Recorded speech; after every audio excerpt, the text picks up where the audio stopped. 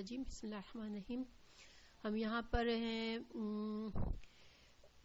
دیکھیں پیچھے سے تھوڑا سا ہم پیچھے کا دماغ میں فریش کر لیتے ہیں آگے بڑھنے سے پہلے کہ ابھی تک ہم دیکھ رہے ہیں کہ سورہ آل عمران میں نجران کے وفد کے ساتھ جو بھی مکالمات ہوا، جو بات چیت ہوئی، جو بحث ہوئی، اس سے ریلیٹڈ آیات آ رہی ہیں. اور اگر ہم غور کریں نا تو اللہ سبحانہ تعالیٰ نے اب تک جتنی بھی باتیں بتائی وہ ایک طرح سے ان کے جتنے اعتراضات تھے اسلام کے بارے میں ان کو دور کرنے والی باتیں تھی. ان کے دل میں اگر شک تھا تو شک کو دور کرنے والی باتیں تھی کہ حضرت مریم کے بارے میں بتایا کہ وہ کون تھی، حضرت عیسیٰ کی پیدائش کے بارے میں بتایا کہ اور کس طرح سے معجزے سے پیدا ہوئے تھے، اور پھر حضرت عیسیٰ کی خود اپنی زبان سے یہ بتایا کہ انہوں نے بھی اللہ کی عبادت کی دعوت دی تھی. تو یعنی کہ کوئی عیسائی یا کوئی یہودی اگر کسی قسم کے شک میں تھا تو اس شک کو ابھی تک دور ہو جانا چاہیے تھا، اس لیے کہ اللہ سبحانہ تعالیٰ نے تمام قسم کے ان کے جتنے بھی دل میں اعتراضات تھے، شک تھے، ان کے جوابات دے دیے. اور دیکھیں ویسے بھی دین پر آنے کے لیے انسان کو کبھی یہ نہیں ہوتا کہ ہر انسان بس ضد میں ہوتا ہے کہ مجھے دین کو قبول نہیں کرنا. بعض اوقات انسان شک ہوتا ہے اس کو کہ پتہ نہیں مجھے جو بات بتائی جا رہی ہے وہ صحیح ہے یا نہیں ہے، اس وجہ سے وہ قبول نہیں کر رہا ہوتا.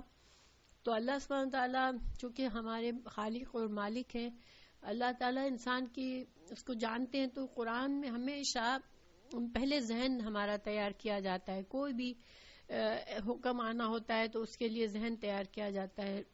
تو یہ ساری اتنی آیات جو تھیں اس میں اللہ سبحانہ تعالیٰ نے تمام باتیں ایسی بتا دیں کہ جس میں اگر کسی کے دل میں حسد اور بغض نہیں ہے، وہ صرف ایک شک ہے، اس کو سمجھ نہیں آ رہی کہ واقعی میں میرا دین صحیح ہے یا یہ اسلام صحیح ہے، تو اس کے دل سے اعتراضات نکل جائے، اس کے دل سے کوئی بھی شک و ختم ہو جائے.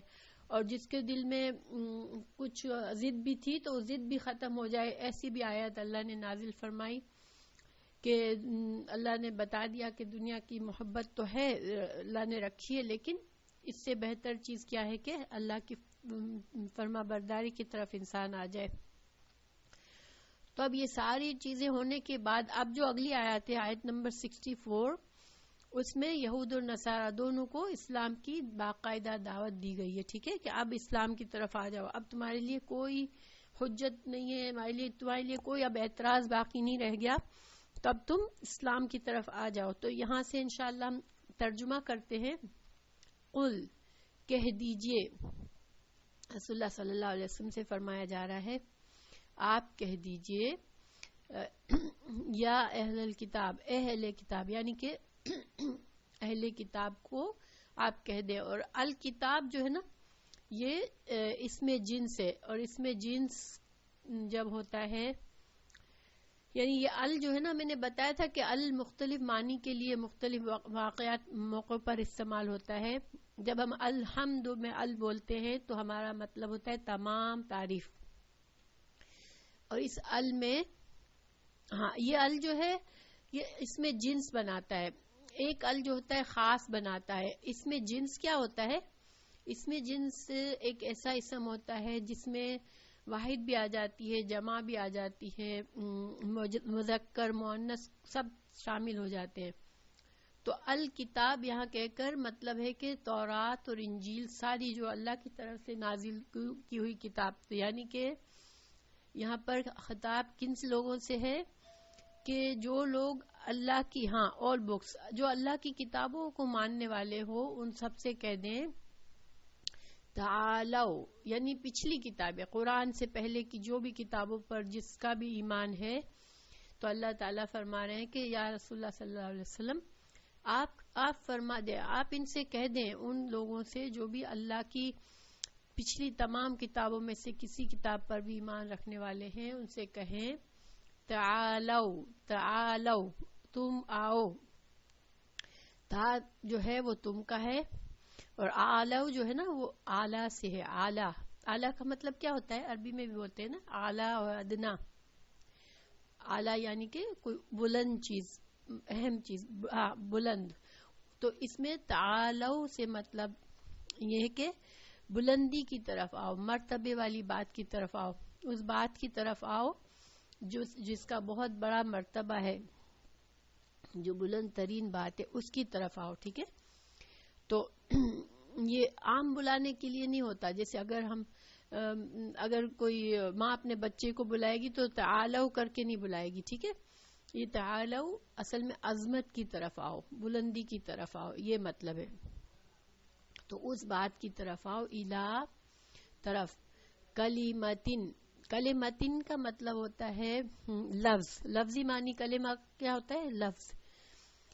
لیکن عربی زبان میں جب کسی بات میں، کسی کلمے میں، کسی لفظ کے اندر تفصیل ہوتی ہے، بہت زیادہ معنی ہوتے ہیں، تو اس کا ترجمہ بات کرتے ہیں. یعنی کلمتہ سے مطلب کیا ہے کہ کسی ایک بات کی طرف آؤ. تو ایک بات کی طرف آؤ، سوائن جو کہ برابر ہے. لفظ سوا جو ہے نا یہ برابری کے لیے آتا ہے. جیسے اگر کسی چیز کے دو حصے کیے جائے تو بالکل برابر حصے، یا ان کا بالکل جو بیچ کا حصہ ہوتا ہے اس کو سوا کہتے ہیں. تو اس کے یہ سارے معنی ہے. برابری کا معنی ہے مشترک یعنی کہ دونوں کے لیے ایکول ہے، ایکوالٹی ہے. اور اس میں انصاف کا معنی بھی ہے. ٹھیک ہے. تو اس بات کی طرف آؤ جو انصاف والی ہے، جو کہ جس میں جو مشترک ہے، یعنی وہ تمہارے دین میں بھی ہے اور ہمارے دین میں بھی ہے. تمہارے انبیاء نے بھی تم کو یہ بات بتائی تھی، تمہاری کتابوں نے بھی یہ بات بتائی تھی، اور ہم بھی، قرآن بھی یہی بات کہہ رہا ہے، رسول اللہ صلی اللہ علیہ وسلم بھی یہی بات کہہ رہے ہیں. اس بات کی طرف آؤ. بیننا ہمارے درمیان، و بینکم اور تمہارے درمیان. بینا کا مطلب ہوتا ہے درمیان، نا ہمارے درمیان اور تمہارے درمیان. اللہ وہ بات کیا ہے؟ ان اور لا، یہ دو الفاظ ہیں. ان کا مطلب کہ لا نہیں، کہ نہ عبدو ہم عبادت کریں. اس کو تم عبادت کرو سے کرنا ہو تو کیسے کریں گے؟ نعبدو کو ہم کیسے چینج کریں گے؟ اگر ہمیں کہنا ہو تم عبادت کرو تا سے، اور میں عبادت کروں کیسے ترجمہ آئے گا؟ کیسے بنے گا؟ اعبدو حمزہ سے اعبدو. اور وہ عبادت کرے تو یا سے. ٹھیک ہے. یعبدو. اور وہ مؤنث کسی عورت کی بات ہو کہ وہ عورت عبادت کرے تو کیسے آئے گا؟ یعبدو تو مرد ہوتا ہے نا، وہ مرد عبادت کرے، اور وہ عورت عبادت کرے تو کیسے بنے گا؟ تعبدو. ماشاءاللہ، تعبدو. ٹھیک ہے. پھر تا آئے گا. سمجھ میں آیا سب کو؟ کہ جب ایک عورت جو کہ حاضر نہیں ہے، کہ وہ عورت ہمیں کہنا ہے کہ وہ عورت عبادت کرے تو ہم کہیں گے تعبدو. ٹھیک ہے. ہاں. تو اللہ کے نعبدو ہم عبادت کریں، اللہ مگر، اللہ کی. تو اے اہل کتاب آؤ اس بات کی طرف جو برابر ہے ہمارے درمیان اور تمہارے درمیان، کہ نہ ہم عبادت کریں مگر صرف اللہ کی، ولا اور نہ نشریکا. یہ کتنے الفاظ ہیں؟ نشریکا دو. نون کو ہم لیں گے اگر ایک لفظ ہم، تو پھر شرک جو ہے دوسرا، شرک شارا کاف، شریک کرنے کے لیے معنی میں ہے کہ ہم شریک کریں. بھی ساتھ اس کے، یہ ہی کس کی طرف جا رہی ہے؟ ہی کی ڈائریکشن کس کی طرف ہے؟ اس کو مرجع کہتے ہیں. جب ضمیر کسی طرف کے لیے استعمال ہوتی ہے تو اس کو مرجع کہتے ہیں، لفظ جلالہ کی طرف. ماشاءاللہ. بھی ہم نہ عبادت کرے بھی مینس نہ ہم نہ شریک کرے بھی یعنی ہم اللہ کے ساتھ نہ شریک کریں شیئن کسی چیز کو. دیکھیں یہاں شیئن کا مطلب کیا نکلتا ہے؟ کسی بھی چیز، اس میں سب کچھ آ جاتا ہے. کسی بندے کو ہم شریک نہ کریں، کسی فرشتے کو اللہ کا شریک نہ بنائیں، کسی بت کو نہ بنائیں، کسی کو بھی نہ بنائیں. ٹھیک ہے، تو ولا یتخذ. اور آپ نے دیکھا ہوگا کہ ہم لا الہ الا اللہ بھی جب کہتے ہیں تو ہمیشہ توحید کے ساتھ شرک کی نفی ساتھ ساتھ ہوتی ہے، یعنی کہ اللہ کی عبادت کریں اور کسی کو شریک نہ کریں. تو یہ مکمل نفی ہو جاتی ہے کہ سوائے اللہ کے کوئی معبود نہیں ہے.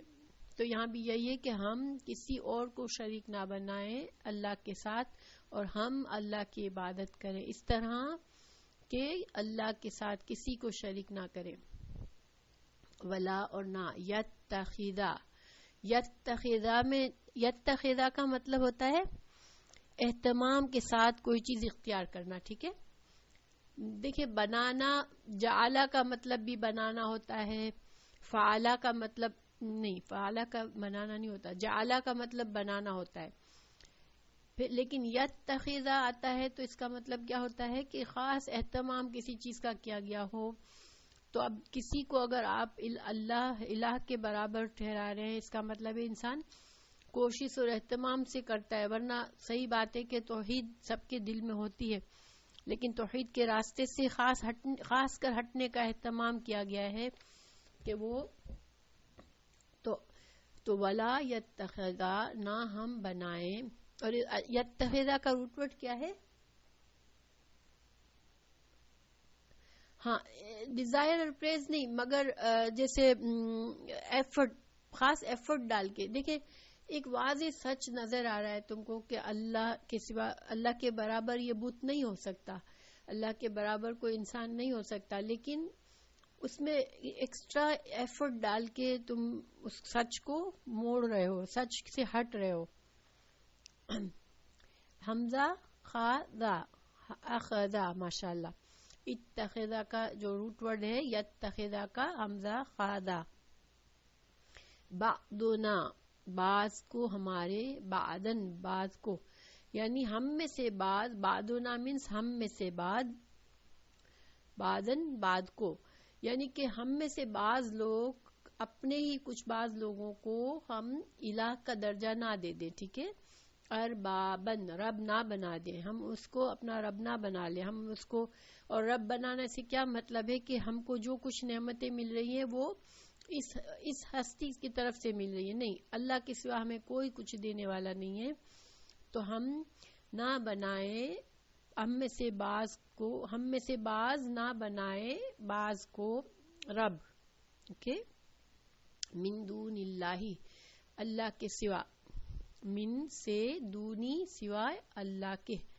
فَإِن پھر اگر تولو، اگر پھر بھی وہ مڑ جائے، اور یہ تا جو ہے یہ تم کا نہیں ہے. ٹھیک ہے، یہ اس سانچے کا ہے. یہ ولی لفظ ولی جو ہے، واللہ منہ موڑنا، اور تولا یہ سب اسی روٹ سے، واو لام یا. تو یہ جو تا ہے یہ وزن کی تا ہے، یہ تا تم کی نہیں ہے. ٹھیک ہے، اور نہ مؤنث کی ہے. یہ کس کی ہے؟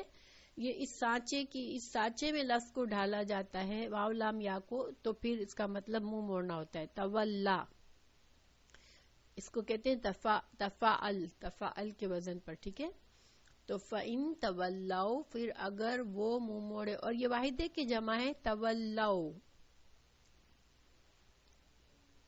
ہاں یہ جمع ہے، کیسے پتا چلا؟ یہ واو کی وجہ سے. ٹھیک ہے، تولو. اگر یہاں پر واحد ہوتا تو تولا ہوتا، خالی لام ہوتا، واو نہ ہوتا یہاں پر. ٹھیک ہے، وہ منہ موڑے.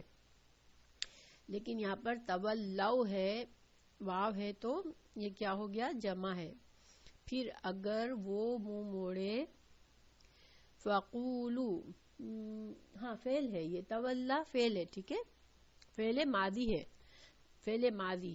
اگر وہ منہ موڑ جائے، حالانکہ ترجمہ اس کا مضارع میں کیا گیا ہے، لیکن اصل میں یہ فعل ماضی، اور یہ ان کی وجہ سے اس ترجمہ کو ماضی کا ترجمہ مضارع میں ہو رہا ہے. کبھی کبھی ایسے ہوتا ہے. ٹھیک ہے، یہ عربی گرامر جاننے سے پتہ چلتا ہے. تو یہ لفظ یہ جو صیغہ ہے، لفظ ہے، یہ ماضی کا ہے. فَإِن تَوَلَّوْا، پھر اگر وہ موڑ جائیں، فَقُولُوا یہ کیا ہے، واحد ہے یا جمع ہے؟ فَقُولُوا جمع ہے، ماشاءاللہ. تو کہہ دو. اب یہاں پر تمام مسلمانوں سے کہا جا رہا ہے کہ اگر یہ اہل کتاب ایک اللہ کی عبادت پر راضی نہیں ہوتے اور شرک سے باز نہیں آتے تو تم اپنی شہادت کی گواہی دے دو. فقولو تو تم کہہ دو، تم سب کہہ دو. اشہدو گواہ رہو. اشہدو یہ فعل امر ہے. اشہدو گواہ رہو. بی انا کہ بے شک ہم. انا یہ کتنے الفاظ ہیں؟ بی انا، ان اور نا. ٹھیک ہے، انا یعنی کہ بے شک، اور نا ہم، بے شک ہم. مسلمون ہم مسلمان ہیں. یعنی کہ اے مسلمانوں، اگر سب کچھ بتا دیا گیا یہودیوں کو، سارے دلائل دے دیے گئے یہود اور نصارہ کو، اور اللہ کی عبادت کے لیے بلایا گیا، اگر وہ اب بھی شرک سے باز نہیں مان آ رہے، تو اب تم ان کے راستے پر تم کو جانے کی ضرورت نہیں ہے. تم کہہ دو، تم اپنی گواہی دے دو کہ ہم تو مسلمان ہیں. تم نہیں مان رہے تو نہ مانو، ہم تو مسلمان ہیں. پھر یا اہل الکتاب، اے اہل کتاب. لما کیوں. تحاجونا اس کا روٹ بتائے. تحاجونا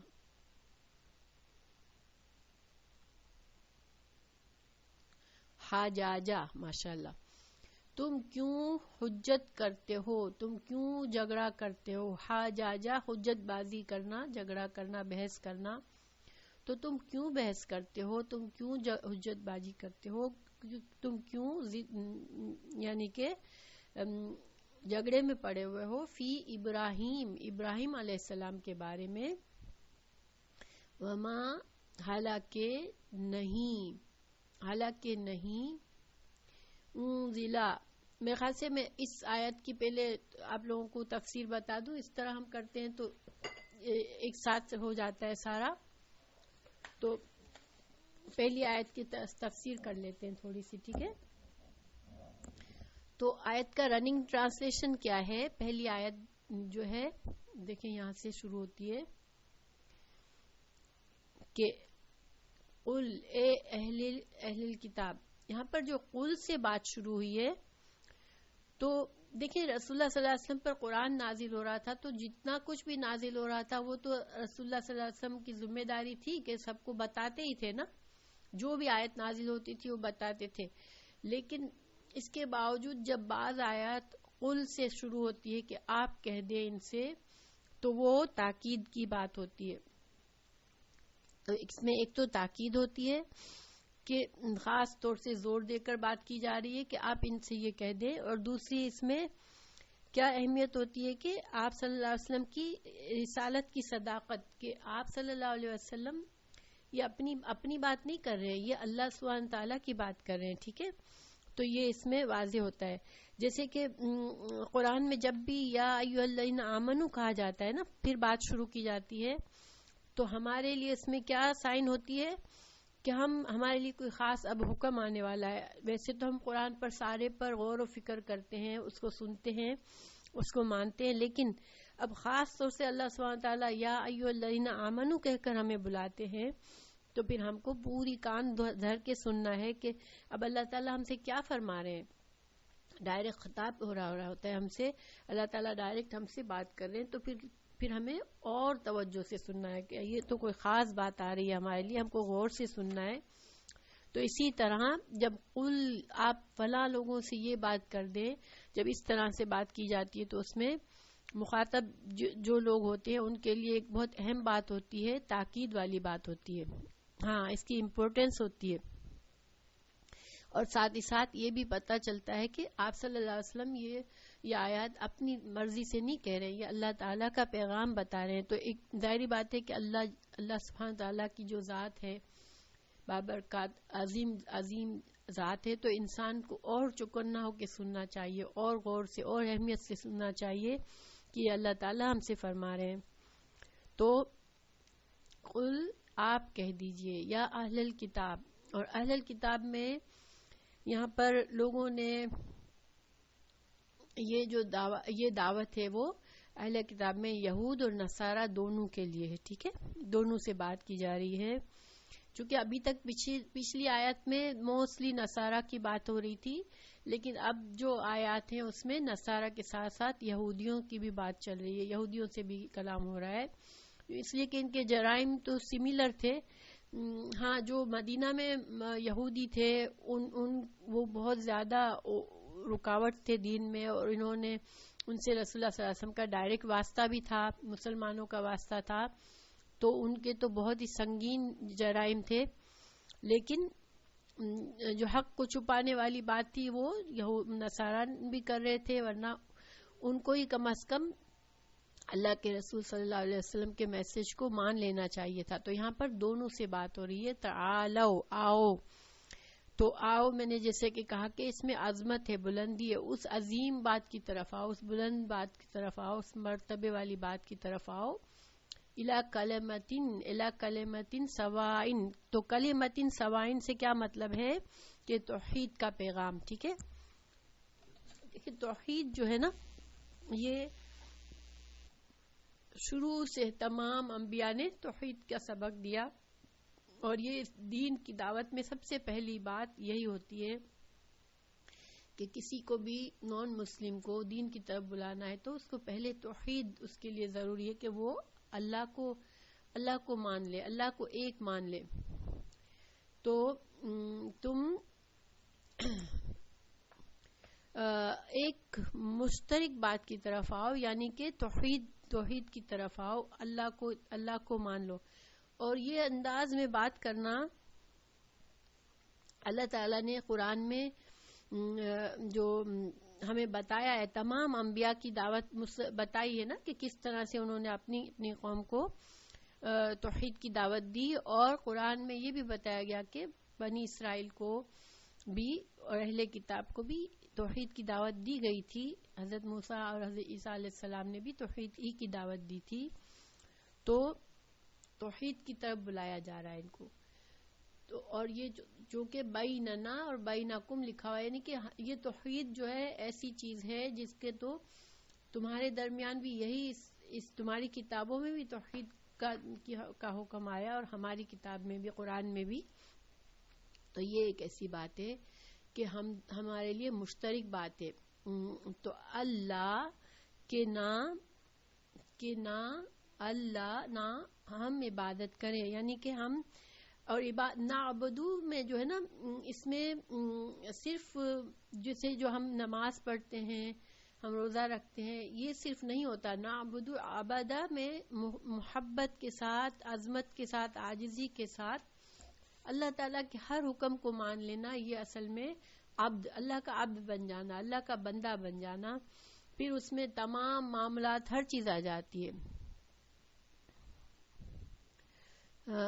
اچھا ٹھیک ہے سمینہ، انشاءاللہ، جزاک اللہ خیر. اب ماشاءاللہ ہر بھاگ دوڑ کے ساتھ ساتھ بھی کلاس کے ساتھ رہتی ہیں. اللہ تعالیٰ آپ کو اور جذبے میں برکت دے، آمین. تو اب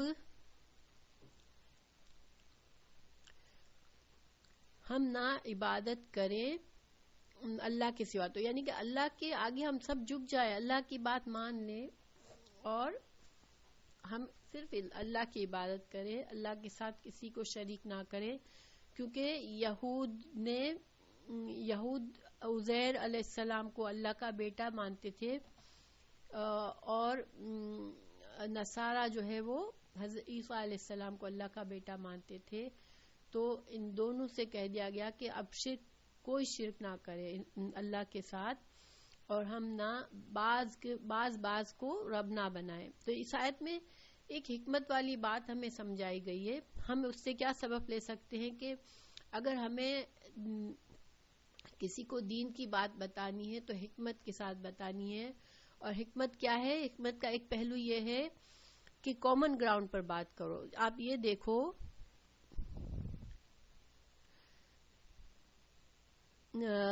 نعبدو کیوں ہے؟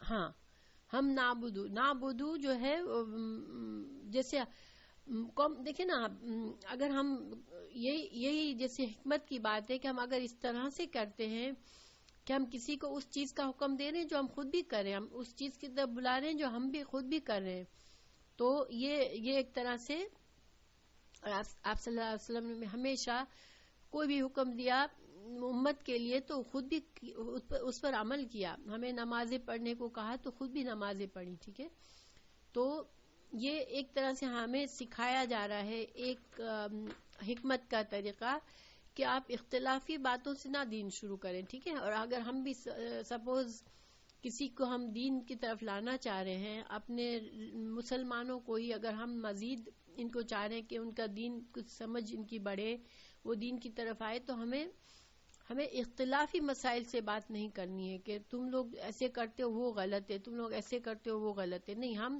کامن بات سے بات شروع کریں اور پھر بات کو آگے بڑھائیں. جب وہ انسان ایک کامن بات کو ایکسیپٹ کر لیتا ہے تو پھر ایک دوستانہ انداز میں بات آگے بڑھائیں.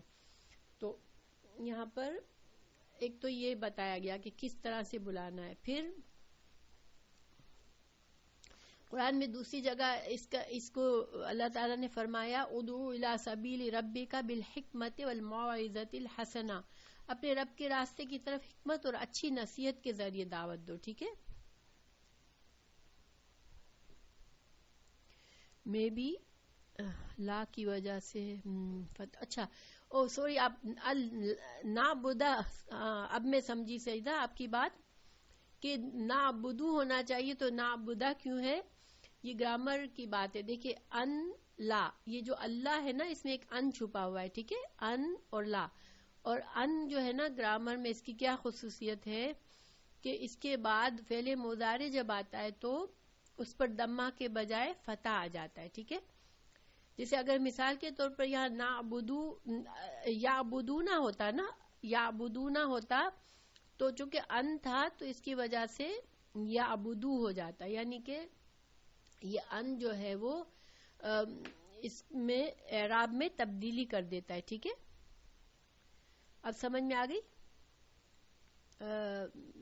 سعدیہ یہ نعبدہ کیوں ہے کہ یہاں پر ان چھپا ہوا ہے, اور ان جو ہے یہ اس کی لفظ ان کی ایک خصوصیت ہے. ہاں, یہ حرف ناصبہ میں سے ماشاءاللہ یہ نصب دیتا ہے. ٹھیک ہے, ان جو ہے حرف ناصبہ میں سے نہیں ہے, لیکن یہ اعراب کو افیکٹ کرتا ہے, ہلکا کرتا ہے. انشاءاللہ کبھی گرامر بھی بتائیں گے تو ہم ان چیزوں پر بھی جائیں گے, لیکن اس وجہ سے نعبدہ ہے. ٹھیک ہے ماشاءاللہ. تو اب ہم کہاں تھے؟ تو ایک بات یہ ہمیں پتہ چلی کہ ہمیں حکمت کے ساتھ بلانا ہے. دوسری بات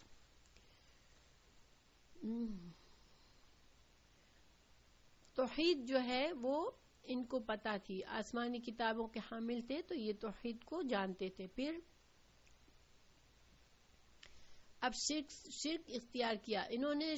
دیکھیں توحید تو تھی سب کے, یہ کوئی ڈینائی نہیں کر سکتا تھا کہ کوئی یہودی یا کوئی عیسائی یہ نہیں کہہ سکتا کہ ان کی کتابوں نے صرف اللہ کی عبادت کے لیے نہیں کہا, لیکن انہوں نے پھر بھی شرک کو اپنے دین کا حصہ بنا لیا اور اللہ کے بیٹے بنائے یا شرک کیا. تو وہ شرک اس لیے نہیں کیا تھا کہ اللہ تعالیٰ نے ان کی کتابوں میں واضح طور پر توحید کی دعوت نہیں دی تھی. ٹھیک ہے, یہ شرک انہوں نے کیوں کیا کہ بدعات کی اختیار کر لی. دیکھیں اسی لیے ہم کو بہت سختی سے رسول اللہ صلی اللہ علیہ وسلم نے ہمیں بدعات سے منع کیا ہے کہ بعض اوقات ہم بحث کرتے ہیں کہ یہ تو چھوٹی سی بات ہے, کسی سے ہم کہیں کہ دیکھیں دین میں آپ اس طرح سے نہ کریں یہ بدعت ہو جائے گی. یہ بدعت کا مطلب ہوتا ہے نیا طریقہ. ٹھیک ہے, تو بعض اوقات ہم لوگوں سے کہتے ہیں نا کہ یہ طریقہ سنت کا نہیں ہے، یہ نیا طریقہ ہے، اس کو بدعت کہتے ہیں. تو بعض لوگ خفا بھی ہوتے ہیں کہ یہ تو عبادت ہی ہے، اس کو بدعت کیوں کہتے ہو؟ ٹھیک ہے، لیکن کیوں بدعت کے بارے میں اتنی سختی ہمارے ساتھ کی گئی ہے؟ رسول اللہ صلی اللہ علیہ وسلم کی حدیث ہے کہ تمام بدعت جو ہے وہ گمراہی ہے، اور ہر طرح کی بدعت جو ہے وہ گمراہی ہے، اور تمام گمراہی جہنم میں جائے گی. تو مطلب کیا ہوا کہ بدعت کی سختی سے پابندی کا کیوں منع کیا گیا ہے؟ کہ دیکھیں اس سے دین بگڑ جاتا ہے، دین کی شکل بگڑ جاتی ہے. مثال کے طور پر آپ نے ایک طریقہ دین کا ہے، اس کو چھوڑ کے آپ نے خود دوسرا طریقہ اختیار کیا. ٹھیک ہے، اب آپ اپنی اولاد کو سکھائیں گے تو آپ کو تو پتا تھا کہ اصل طریقہ کیا تھا، مگر میں نے اس میں تھوڑی سی تبدیلی کی ہے. لیکن شاید آپ کی اولاد اور آپ کی اولاد کی اولاد کو پتہ نہیں چلے گا، اور وہ اسی کو اصل دین سمجھ لیں گے. ٹھیک ہے، تو پھر آہستہ آہستہ بڑھتے بڑھتے بات بہت آگے نکل جاتی ہے. تو اس وجہ سے بدعت کی شروع سے ہم کو منع کیا گیا ہے کہ آپ جو ہے جب بھی، اور اسی لیے جو ہمیں زور دیا گیا ہے کہ عقل سے اور ہمیں علم سے دین حاصل کرنا ہے، ہمیں سنی سنائی اندھی تقلید سے منع کیا گیا ہے ہم کو. قرآن کی بھی ایک آیت ہے، مجھے ابھی ریفرنس نہیں یاد آ رہا، کہ جو مومن ہے وہ آنکھیں بند کر کے اللہ کی آیت پر نہیں گرتا، کہ وہ مطلب یہ کہ اگر کوئی بھی ہمیں کہہ دے یہ حدیث ہے، یہ قرآن میں بات ہے، تو ہم نہیں مانیں گے جب تک ہمیں شیور ہو کہ ہاں واقعی قرآن میں یہ بات ہے، واقعی حدیث میں یہ بات ہے. تو یہ ہمیں یہ سکھایا گیا ہے ہمیں، اور یہ اسی وقت آئے گا جب ہمیں تھوڑا سا علم ہوگا نا. اگر بغیر علم کے تو ہم اس تصدیق نہیں کر سکتے ان چیزوں کے. تو ان کے علماء نے بدعات یعنی دین میں چینجز کی، تبدیلیاں کی، اور عام عوام نے ان کی اندھی تقلید کی. اس وجہ سے آہستہ آہستہ ان کا دین بدل گیا. دیکھیں اگر ہم واقعی میں غور کریں، اللہ ایک ہی ہے، اس نے کبھی بھی شرک نہیں کہا کہ تم شرک کرو. اب اتنا زیادہ عیسائیت میں تبدیلی کیوں آ گئی، اتنے زیادہ یہودیت میں اور مسلمانوں سے کتنی تبدیلی کیوں آ گئی، جبکہ اللہ نے تو ایک ہی دین بنایا شروع سے. اسی وجہ سے آئی کہ کچھ لوگ جو اپنے مفاد پرست ہوتے ہیں وہ دین میں تبدیلی کرتے ہیں اپنے مفاد کے لیے، اور اس کو عام لوگوں میں عام کر دیتے ہیں. اب اگر عام لوگ ان کی بات کو آنکھیں بند کر کے مان لیتے ہیں تو پھر وہ آہستہ آہستہ وہ دین کا طریقہ بن جاتا ہے. تو اس وجہ سے یہاں پر کہا گیا کہ ان کو توحید بتائی گئی تھی مگر وہ بدعت میں پڑ گئے. اور اب پھر ایک وقت آتا ہے کہ انسان جب اتنا دیکھیں جھوٹ، اگر کوئی بھی جھوٹ اگر انسان بہت زیادہ اپنے آپ بولتا رہے گا تو کچھ عرصے کے بعد اس جھوٹ کو خود ہی اس پر یقین بھی کرنے لگے گا. یہ ہوتا ہے زندگی میں بھی. تو اور کسی کی بھی بات اہم بات ہے تو پھر آنکھیں بند کر کے نہیں ماننی ہے، ہمیں غور و فکر کرنا ہے، ہمیں علم حاصل کرنی ہے، ہمیں تحقیق کر کے بات ماننی ہے. تو بہرحال اور علماء جو تھے ان کے، انہوں نے اپنے کاروبار چلانے کے لیے حلال حرام میں بھی فرق کر دیا. تو اس وجہ سے کہا گیا کہ یہ جو آیت کا ٹکڑا ہے کہ نہ بنائے بعدنا بعدن اربابن، کہ ہمارے بعض جو ہیں ہمارے بعض کو رب نہ بنائے. تو یہاں پر جب یہ آیت نازل ہوئی تو عدی بن حاتم جو ہے، آپ نے حاتم تائی کا نام سنا ہوگا، تو وہ مشہور عیسائی تھے. تو ان کا جو بیٹا عدی تھا وہ اسلام میں آیا تھا. ٹھیک ہے، حاتم تائی کا انتقال تو پہلے ہو گیا تھا، لیکن ان کا جو بیٹا عدی تھا رضی اللہ عنہ وہ اسلام میں آئے تھے. تو انہوں نے کہا کہ ہم اپنے جو وہ ہیں امام ہوتے ہیں ہمارے، جو وہ ہوتے ہیں کیا بولتے ہیں پادری ہوتے ہیں، ان کو ہم رب تو نہیں بناتے، ان کی پوجا تو نہیں کرتے تھے. تو رسول اللہ صلی اللہ علیہ وسلم نے بتایا کہ جب تمہارے جو پادری ہوتے ہیں یا تمہارے جو بڑے دینی عالم ہوتے ہیں، جب وہ تم کو بولتے ہیں کہ فلاں چیز حلال ہے اور فلاں چیز حرام ہے تو تم ان کی بات مان لیتے ہو نا، تو یہی رب بنانا ہے. یعنی کہ اللہ کے حلال اور حرام سے ہٹ کر اگر کوئی پیر، کوئی امام، کوئی پادری اگر یہ کہتا ہے کہ اللہ نے تو اس کو حرام کہا ہے اور تم اس کو حلال کر دو، اور اللہ نے اس کو حلال کہا ہے اور تم اس کو حرام کر دو، اور باقی لوگ اس کو مان لیتے ہیں، اندھی تقلید کر لیتے ہیں، تو پھر وہ ان پیشواؤں کو، ان مذہبی پیشواؤں کو اپنا رب سمجھ لیتے ہیں. یہ مطلب ہے. ٹھیک ہے، یہ بات کلیئر ہے؟ ذرا سا میں آئی ہوپ کہ میں صحیح طرح سے ایکسپلین کر رہی ہوں آپ لوگوں کو. کیا یہ بات سمجھ میں آئی کہ ہمارے بعض کو رب نہ بنائے؟ تو اس کا کیا مطلب ہے کہ اگر حلال اور حرام اللہ کا حق ہے، ٹھیک ہے، اللہ ہی ہمارا خالق ہے، وہی جانتا ہے کہ ہم کو کس چیز سے روکنا ہے اور ہمیں کس چیز کو اجازت دینی ہے. لیکن اگر کوئی بندہ اپنی گمراہی میں اللہ کے ان اصل احکامات کو بدل کر ہم سے کہتا ہے کہ نہیں فلاں چیز حرام ہے اور فلاں چیز حلال ہے، تو پھر ہم اگر اس پر اندھا دھند عمل کر لیتے ہیں تو پھر ہم اس انسان کو گویا کہ رب کا درجہ دے دیتے ہیں، نعوذ باللہ.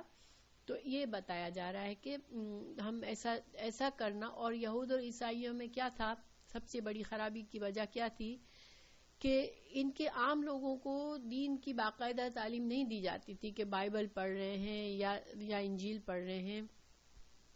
ان کو سمجھ میں آئے کہ اس میں اللہ کی کیا بات ہے یا لوگوں کی کیا بات ایڈ کی گئی ہے یا فرق ان کو پتہ نہیں ہوتا تھا. ٹھیک ہے، ان کو بس اس حد تک ہوتا تھا کہ ہمارے جو پادری ہیں، ہمارے چرچ کے بڑے ہیں، ہمارے جو ٹیمپل کے بڑے ہیں، بس وہی جو ہے ان کا حق ہے کہ وہ ہمیں بتائے، اور جو وہ ہمیں بتائے ہم اس کو مان لیں بس. نہیں سیدہ، دیکھیں اب یہ ہے نا کہ جیسے مثال کے طور پر اگر میں آپ لوگوں کو سمجھاتی ہوں، ٹھیک ہے، میرا جاب یہ ہے کہ میں آپ لوگوں کو قرآن سمجھاؤں، تو اب مجھ پر ذمہ داری کیا ہے کہ جب بھی میں کوئی بات کروں، جیسے مثال کے طور پر اگر میں آپ کو کوئی دعا دے رہی ہوں کہ تم یہ قرآن کی آیت اتنے دفعہ پڑھ لو تم کو یہ فائدہ ہو جائے گا، اگر میں مثال دے رہی ہوں، اگر میں کہتی ہوں کہ سورہ یاسین کو 10 دفعہ پڑھ لو تو تم کو یہ نفع ہو جائے گا، تو آپ لوگ اس پر یقین کرنے کے بجائے آپ کا فرض کیا ہے، آپ مجھے پوچھیں کہ اچھا واقعی سورہ یاسین کا یہ فضیلت اللہ نے بتائی ہے، تو آپ ہمیں دلیل بتائیں کہ کہاں سے آپ بتا رہی ہیں. ٹھیک ہے، اگر میں آپ لوگوں کو کہتی ہوں کہ فلاں وقت پر 2 رکعت پڑھنے سے آپ کو اتنا اجر مل جائے گا، تو یہ باتیں ایسی ہیں کہ یہ کوئی بندہ نہیں کہہ سکتا جب تک کہ اللہ اور اللہ کے رسول نے ہمیں نہ بتائی ہو. تو اگر مثال کے طور پر مسجد میں آپ جا رہے ہیں، مسجد کے مولانا آپ کو کوئی وظیفہ بتا رہے ہیں، اور عام طور پر جو بدعت اور گمراہی وظائف بتائے جاتے ہیں یا فضائل بتائے جاتے ہیں مختلف قرآن کی صورتوں کے، تو وہاں پر چانسز ہوتے ہیں کہ دیکھیں عبادت کیا ہے، اللہ کو کیا پسند ہے، یہ صرف ہم عبادت جو ہے وہ ہم اللہ کے قرآن اور حدیث سے ہمیں پتہ چلتا ہے کہ یہ چیز عبادت ہے. کسی بندے کے کہنے سے ہم یقین نہیں کر سکتے. ٹھیک ہے نا، سورس، ہاں بالکل. لیکن اب چھوٹی چھوٹی جیسے بعض باتیں ایسی ہوتی ہیں کہ جو ایک اچھی بات بتائی جا رہی ہے، اب ظاہر اب تفسیر میں کر رہی ہوں، تو جہاں مجھے لگتا ہے کہ اس پر آپ کو میں حدیث کا ریفرنس دوں تو میں آپ کو دیتی ہوں. تو جہاں پر آپ لوگوں کو بھی ایسا لگے، آپ ایک عادت بلڈ کریں کہ جب آپ دین سیکھ رہے ہیں تو جو بھی اہم بات ہے اس کے بارے میں آپ اس کی تحقیق جان کر بات سنیں. ٹھیک ہے، تو انشاءاللہ، اور اگر بتانے والا بھول جائے تو آپ ان سے پوچھ لیا کریں کہ یہ بات آپ نے کہی ہے کیا ہمیں قرآن اور سنت میں اس کی دلیل کہیں ملتی ہے، ہمیں بتا دیں ذرا. تو اس میں کوئی برائی نہیں ہے، یہ آپ لوگوں کا حق ہے کہ آپ معلوم کریں. ٹھیک ہے، تو یہ بات سب کو سمجھ میں آ رہی ہے میں جو کہہ رہی ہوں انشاءاللہ. اور اس سے پھر فائدہ کیا ہوگا آپ لوگوں کو کہ ایک کانفیڈنس کے ساتھ دین سیکھیں گے آپ لوگ انشاءاللہ، کہ جب آپ اپنے بچوں کو بتائیں گے، ہاں بلائنڈلی نہ فالو کریں. بس دین میں بلائنڈلی فالو کرنے کے لیے ہمیں عبادت کیا ہے، حلال کیا ہے، حرام کیا ہے، خاص طور سے ان چیزوں کو آپ بلائنڈلی نہیں فالو کر سکتے. ٹھیک ہے، تو آپ کا عمل خراب ہوگا. ہاں، اور بہت چھوٹی چھوٹی نیکی پر اتنے بڑے بڑے وعدے کر دیے جاتے ہیں، تو یہ بھی صحیح نہیں ہے. اس لیے کہ انسان کو ہمیں کیا سکھایا گیا ہے کہ ہمیں مرتے دم تک امید اللہ کی رحمت پر امید رکھنی ہے، لیکن اللہ کے غضب سے ڈرنا بھی ہے. موت یعنی کہ ہمیں نہ تو اللہ کے غضب سے لاپرواہ ہونا ہے اور نہ اللہ کی رحمت سے نا امید ہونا ہے. جب جا کے ہم زندگی اس طرح گزاریں گے تو پھر جا کے ہم اپنے آپ کو آخر دم تک ہم اپنے آپ کو چیک رکھیں گے کہ کیا ہم اللہ کو ناراض تو نہیں کر رہے، اور استغفار بھی کرتے رہیں گے.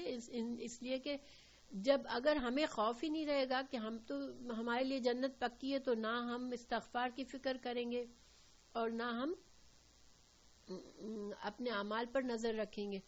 تو اللہ تعالیٰ نے تو ہمیں ہر لمحے اپنے اعمال پر چیک رکھنے کی ضرورت ہے. اس لیے کہ انسان سے بڑی غلطیاں ہوتی ہیں، لیکن پھر ساتھ ساتھ اللہ نے بڑی امید بھی دلائی ہے کہ تم سے بڑا گناہ بھی ہو جاتا ہے، تم کو مایوس نہیں ہونا، کیونکہ میں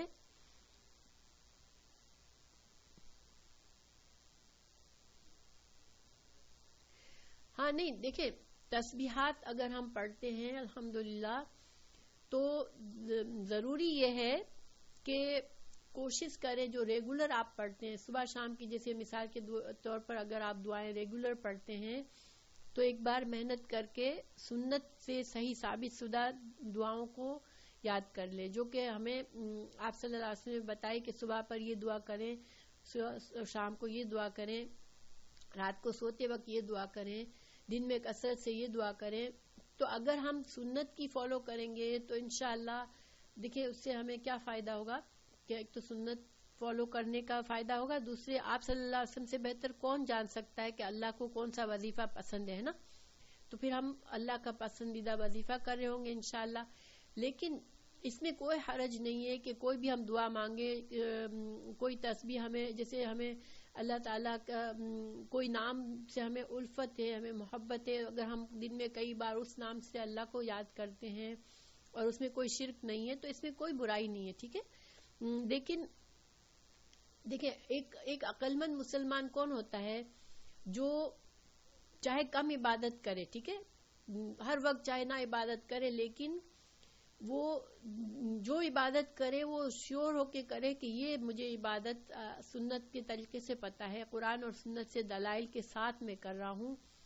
تو وہ جو ہے نا وہ زیادہ عقل مند انسان ہے، ٹھیک ہے. اور ایک انسان اپنے آپ کو مار رہا ہے، اپنی خوشیوں کو مار رہا ہے، اپنے ہر وقت ہر چیز چھوڑ کے بس پڑا ہوا ہے عبادت میں، لیکن وہ یہ نہیں دیکھتا کہ اللہ تعالیٰ نے کون سا طریقہ صحیح بتایا ہے، کون سا غلط ہے. تو پھر اس سے بہتر وہ طریقہ ہے جو کم بھی عبادت کرے انسان لیکن اللہ کے بتائے ہوئے طریقے پر چلے انشاءاللہ. تو یہ بہت ضروری ہے، اور یہ بغیر علم کے آ ہی نہیں سکتا. جب تک آپ لوگ دل سے ہم جڑ کے نہیں رہیں گے، ہم قرآن اور حدیث سے جڑ کر نہیں رہیں گے، جب تک چھوٹی چھوٹی ہزاروں باتیں ہیں جو ہمیں اس کی کوئی دلیل نہیں ہے لیکن ہم کرتے ہیں، تو انشاءاللہ انہی کو سدھار لیں گے. تو اور آپ کو پتہ ہے کہ اگر ہم سنت کے جیسے آپ صلی اللہ علیہ وسلم نے جو ہمیں طریقے بتائے گھر میں زندگی گزارنے کے، اگر آپ کی ہم نے سنتیں پڑھ لی تو وہ چھوٹے چھوٹے کام عبادت کے نہیں ہے، وہ گھر کے ہماری زندگی کے معاملات ہیں. اگر اس میں بھی اگر ہم نے اللہ اور اللہ کے رسول کے طریقے کو فالو کیا تو ہمارا ہر کام عبادت ہوگا انشاءاللہ. کہ ہم نے جوتا پہنا تو ہم نے سیدھے پیر میں پہلے ڈالا، تو صرف جوتا پہن رہے لیکن سیدھے پیر میں ڈال رہے ہیں، تو ہمارے ذہن میں یہ خیال ہو کہ ہمیں یہ اللہ کے رسول صلی اللہ علیہ وسلم نے یہ طریقہ اپنایا تھا اور ہم اسی طرح سے کر رہے ہیں، تو اس میں بھی ہم نے عبادت کما لی، ٹھیک ہے. تو یہ فائدہ ہے ہماری. جیسے دیکھیں دنیا کے معاملے میں ہم لوگ بہت اسمارٹ شاپنگ کرتے ہیں نا، کہ ہم دیکھتے ہیں ہمارے پیسے کی ورتھ وائل چیز ہمیں کہاں مل رہی ہے تو ہم وہاں جاتے ہیں. تو ہم کیوں نہ دین کے معاملے میں بھی ایسے کریں نا، جو دین کے معاملے میں ہم کیوں، جبکہ وہ تو زیادہ اہم ہے کہ ہمیں وہاں جانے کے بعد آخرت میں تو پھر ہمارے پاس چوائس نہیں ہوگی کہ ہم کچھ بھی تبدیل کر سکیں. تو ہم کیوں نہ اپنے زندگی کے ایک ایک لمحے کو انشاءاللہ ایسا بنا لے کہ جو ہمارے لیے آخرت کے لیے ہمارے لیے کچھ نہ کچھ جمع ہوتا رہے انشاءاللہ. تو اللہ تعالیٰ مجھے بھی اور آپ کو بھی دین پر صحیح چلنے والا بنا دے، آمین. مطلب یہ نہیں ہے کہ دیکھیں کوئی انسان جو ہے نا، ہم سب کو کمی ہے ہم سب کے اندر، اس لیے کہ ہمیں ہماری زندگی ہمیں بچپن سے صحیح دین کی باقاعدہ تربیت نہیں ملی ہے. تو اب یہ جو بڑھاپے میں آ کر اور مڈل ایج میں آ کر انسان کو اپنے طریقے کو بدلنا کوئی آسان کام نہیں ہے. ہم سب کے لیے ایک اسٹرگل ہے، لیکن انشاءاللہ اس اسٹرگل میں ہی ہمارے لیے اجر ہے. اور جب انسان چاہے ہم اپنے آپ کو بالکل نہیں بھی سدھار پائیں گے اور اس دنیا سے رخصت ہوں گے، لیکن اگر ہم علم حاصل کر رہے ہیں، ہم کوشش کر رہے ہیں، تو ہم پھر انشاءاللہ اللہ نے چاہا تو ہم کامیاب لوگوں میں ہی ہوں گے انشاءاللہ. تو بہرحال یہاں پر پھر آخر میں اب یہ آیت کی تفسیر انشاءاللہ مکمل ہو گئی، اور اس کے خلاصہ یہ کہ اللہ تعالیٰ نے یہاں پر 3 چیزوں کی دعوت سکھائی کسی کو بھی دین کی دعوت کے لیے، کہ اللہ کے علاوہ کسی کی عبادت نہ کرے، اللہ کے ساتھ کسی کو شریک نہ کرے، اور اپنے میں سے بعض کو رب کا درجہ نہ دے دے. ٹھیک ہے، بعض انسانوں کو، بعض ہستیوں کو ہم اتنا نہ بڑھا لیں کہ ان کو ہم رب کا درجہ دے دیں. تو اور پھر حضرت عباس سے ایک حدیث ہے، اور اس حدیث میں رسول اللہ صلی اللہ علیہ وسلم نے، یہ بہت لمبی حدیث ہے، میں صرف چھوٹا سا اس کا بتا رہی ہوں، کہ جب ابو سفیان رضی اللہ عنہ نے یہ حدیث حضرت ابن عباس، عبداللہ بن عباس کو بتائی تھی، کہ وہ جب مسلمان نہیں ہوئے تھے ابو سفیان، اس وقت کی بات ہے کہ رسول اللہ صلی اللہ علیہ وسلم نے روم کے بادشاہ ہرقل کو خط لکھا تھا اور اس کو اسلام کی دعوت بھیجی تھی. تو آپ نے اس طرح سے لکھا تھا اس خط میں، بسم اللہ الرحمن الرحیم، محمد الرسول اللہ کی طرف سے ہرقل عظیم روم کی طرف، روم کے نام. اور دیکھیں رسول اللہ صلی اللہ علیہ وسلم نے اپنے خط میں عظیم روم کے عظیم کا لکھا ذکر، یعنی کہ بڑے عزت سے ان کو مخاطب کیا. تو اس میں کوئی حرج نہیں ہے کہ غیر مسلمین کا بڑے درجے پر فائز ہے تو ہم ان سے عزت سے بات کریں، تو اس میں کوئی برائی نہیں ہے. پھر آپ نے لکھا، سلام ہو اس پر جو رائے حق کی اتباع کرے، اما بعد، میں تمہیں اسلام قبول کرنے کی دعوت دیتا ہوں. اسلام قبول کر لو، سلامتی پالو گے، اللہ تمہیں دوگنا اجر دے گا. اگر تم نے اس دعوت کو نہ قبول کیا تو تمہاری رعایا کا گناہ بھی تمہارے سر پر ہوگا. پھر آپ صلی اللہ علیہ وسلم نے سورہ آل عمران کی یہ آیت لکھ کر بھیجی تھی، ٹھیک ہے، جو ابھی ہم نے پڑھی، جس میں اللہ تعالیٰ نے 3 باتوں کے کہا کہ قل اہل کتاب کو آپ یہ بات کہیں. تو یہ آیت آپ صلی اللہ علیہ وسلم نے بھیجی تھی اس کو. اور آپ کے خط سے ہمیں ایک اور بات یہاں پر جو ملتی ہے کہ دیکھیں جو بڑے جن کو اللہ تعالیٰ نے انچارج بنایا ہوتا ہے دوسروں کا، اگر وہ اپنی اصلاح کر لیتے ہیں تو ان کو ان کے چھوٹوں کا بھی اجر ملتا ہے، کہ ان کے اندر میں جتنے لوگ ہوں گے ان کو دیکھ کر صحیح راستے پر چلیں گے تو ان کا اجر ملے گا. یعنی کہ ہم اپنے بچوں کو اگر کوشش کریں گے، جو بھی اچھی بات بتائیں گے تو ہم کو اس کا اجر ملے گا انشاءاللہ. لیکن اگر ہماری بدعت اور ہمارے غلط طریقوں سے ہم نے غلط چیزیں دوسروں کو بتائی اور وہ اس وجہ سے صرف غلط راہوں پر چلیں گے کہ ہم نے ان کو گمراہ کیا، تو پھر اللہ بچائے ہم کو کہ ہمیں اس کا گناہ بھی مل سکتا ہے. کیونکہ یہاں پر صاف لفظوں میں، اور چونکہ بادشاہ جو ہوتا ہے رعایا بادشاہ کو فالو کرتی ہے، تو اس لیے اس کو رسول اللہ صلی اللہ علیہ وسلم نے لکھا کہ تم اگر مان لو گے تو تمہاری رعایا کے اسلام کا تم کو اجر ملے گا. تم نے انکار کیا تو ان کے انکار کا گناہ بھی تمہارے سر ہوگا. بہرحال اس بندے کے نصیب میں ایمان لانا نہیں تھا، وہ مسلمان ہونا چاہ رہا تھا، اور اس نے آپ کا خط پڑھ کے تصدیق بھی کی کہ ہاں یہ نبی سچا ہے، اور وہ چاہتا تھا کہ مسلمان ہو جائے. لیکن اس کے درباریوں کو جب اس نے یہ کہا کہ چلو ہم مسلمان ہو جاتے ہیں، تو سب کے سب ایک دم سے بدک گئے اور شور و غل مچا دیا.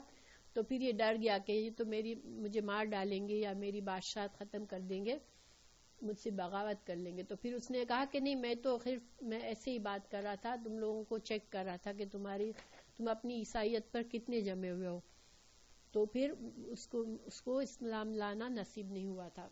بہرحال تو الحمدللہ ہماری یہ پہلی آیت مکمل ہوئی. پہلی میں زیادہ تفسیر تھی.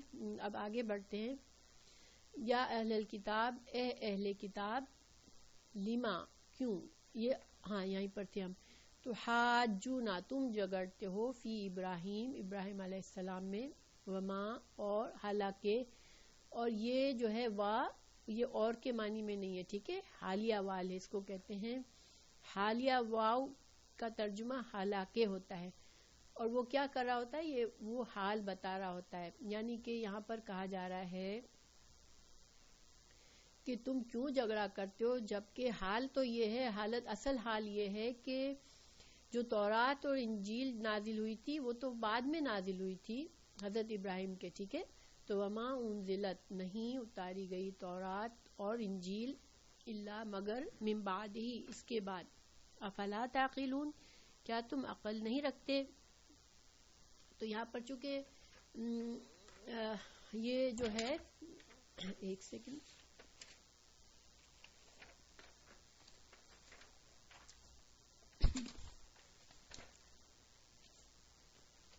یہاں پر اس کی جو شان نزول ہے اس آیت کا وہ یہ ہے کہ جب نجران کا وفد آیا تو جو یہودی تھے مدینہ میں وہ بھی آ گئے تھے، اور یہ آپس میں ایک دوسرے سے بحث کر رہے تھے کہ حضرت ابراہیم ہم ابراہیم کے طریقے پر ہے. حضرت ابراہیم علیہ السلام جو ہے وہ یعنی کہ وہ یہودی تھے، اور یہودوں نے یہ کہا کہ حضرت ابراہیم علیہ السلام یہودی تھے، نصرانی نے کہا کہ حضرت ابراہیم علیہ السلام کا دین جو تھا وہ نصرانی تھا.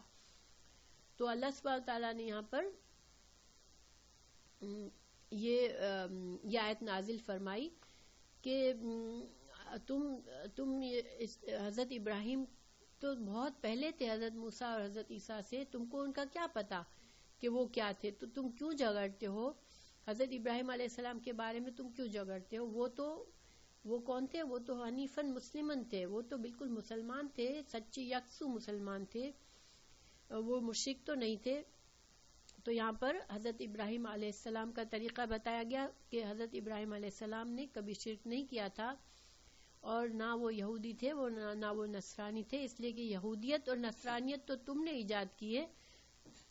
یہ تو اللہ کا سچا دین تو نہیں تھا کہ اللہ نے تو تم سے نہیں کہا تھا یہودی بنو یا نصرانی بنو، تو تم خود تو ضد کر کے بحث کر کے بن گئے یہود اور نصرانی، اور تم نے ساتھ ساتھ حضرت ابراہیم علیہ السلام کے لیے بھی تم جھگڑتے ہو، مگر وہ تم کو عقل ہونی چاہیے، تم کو اتنی بھی عقل نہیں ہے کہ وہ تم سے بہت پہلے تھے، تو وہ کیسے ہو سکتے ہیں یہودی یا نصرانی. تو اس کے بعد اگلی آیت ہے ہاں انتم ہاں تم، ہاں اولائی وہ لوگ ہو، ہاں اولائی جو ہے وہ جمع ہے، ٹھیک ہے، یہ اشارہ ہے، اس میں اشارہ، ہاں اولائی تم وہ لوگ ہو، ہا جج تم کتنے الفاظ ہیں؟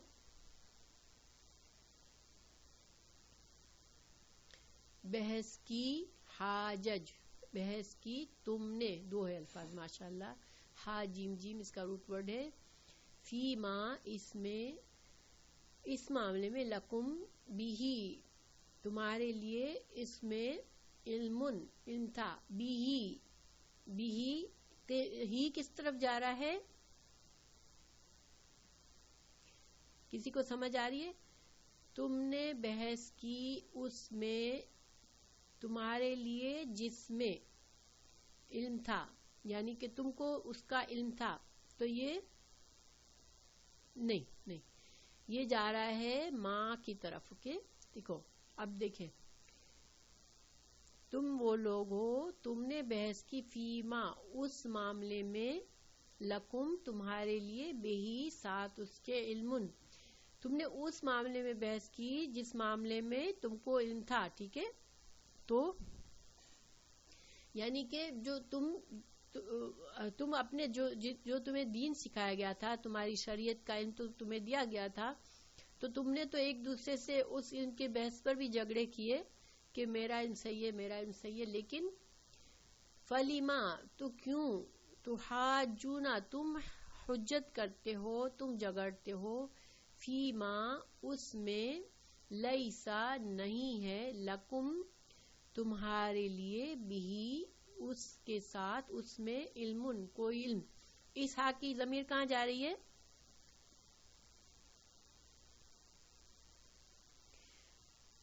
تم کیوں جگڑتے ہو اس چیز میں نہیں ہے تم کو جس کا کوئی علم. یہی نہیں، اس کی جا رہی ہے ماں کی طرف اگین، یعنی کہ اس معاملے کے بارے میں جس کا تم کو کوئی علم نہیں ہے. ٹھیک ہے، اس کی جس کا کوئی تم کو علم نہیں ہے. علم دیکھیے ضمیر جو ہے نا ہمیشہ پیچھے جاتی ہے. ٹھیک ہے، آگے اپنے آگے والے کی طرف اشارہ نہیں کرتی ہے. اور یہ اس میں کنفیوژن لگے تو کوئی پریشانی نہیں، میں آپ لوگوں کو بس ایک تھوڑا ایکسٹرا سمجھاتی ہوں کہ ضمیر ہمیشہ اپنے پیچھے کی طرف کوئی کسی چیز کی طرف جاری ہوتی ہے. تو بھی یعنی اس میں یعنی اس چیز میں جس کا تم کو کوئی علم نہیں ہے، تم اس میں کیوں جگڑتے ہو. نہیں، علم کی طرف نہیں جا رہی ہے. ٹھیک ہے، علم ویسے بھی بعد میں آ رہا ہے نا، ہی کے بعد میں ضمیر کبھی بھی اپنے اس طرف نہیں جاتی، ضمیر ہمیشہ پیچھے کی طرف جاتی ہے. اوکے، تو یہاں پر کیا کہا گیا کہ تم تو ایسے لوگ ہو جو جگڑتے ہو اس چیز میں جس کا تم کو تھوڑا بہت علم ہے. یعنی تمہارے پاس جو شریعت ہے، تم اپنی شریعت میں تو جگڑتے بحث کرتے رہتے ہو، لیکن تم کو حضرت ابراہیم کا تو کوئی علم نہیں ہے. وہ تو تم سے پہلے تھے کہ وہ مسلمان تھے یا وہ عیسائی تھے یا وہ یہودی تھے، تو تم اس بات میں تم کیوں جگڑتے ہو. ٹھیک ہے، یہ مطلب ہے. یہ مطلب کلیئر ہو گیا.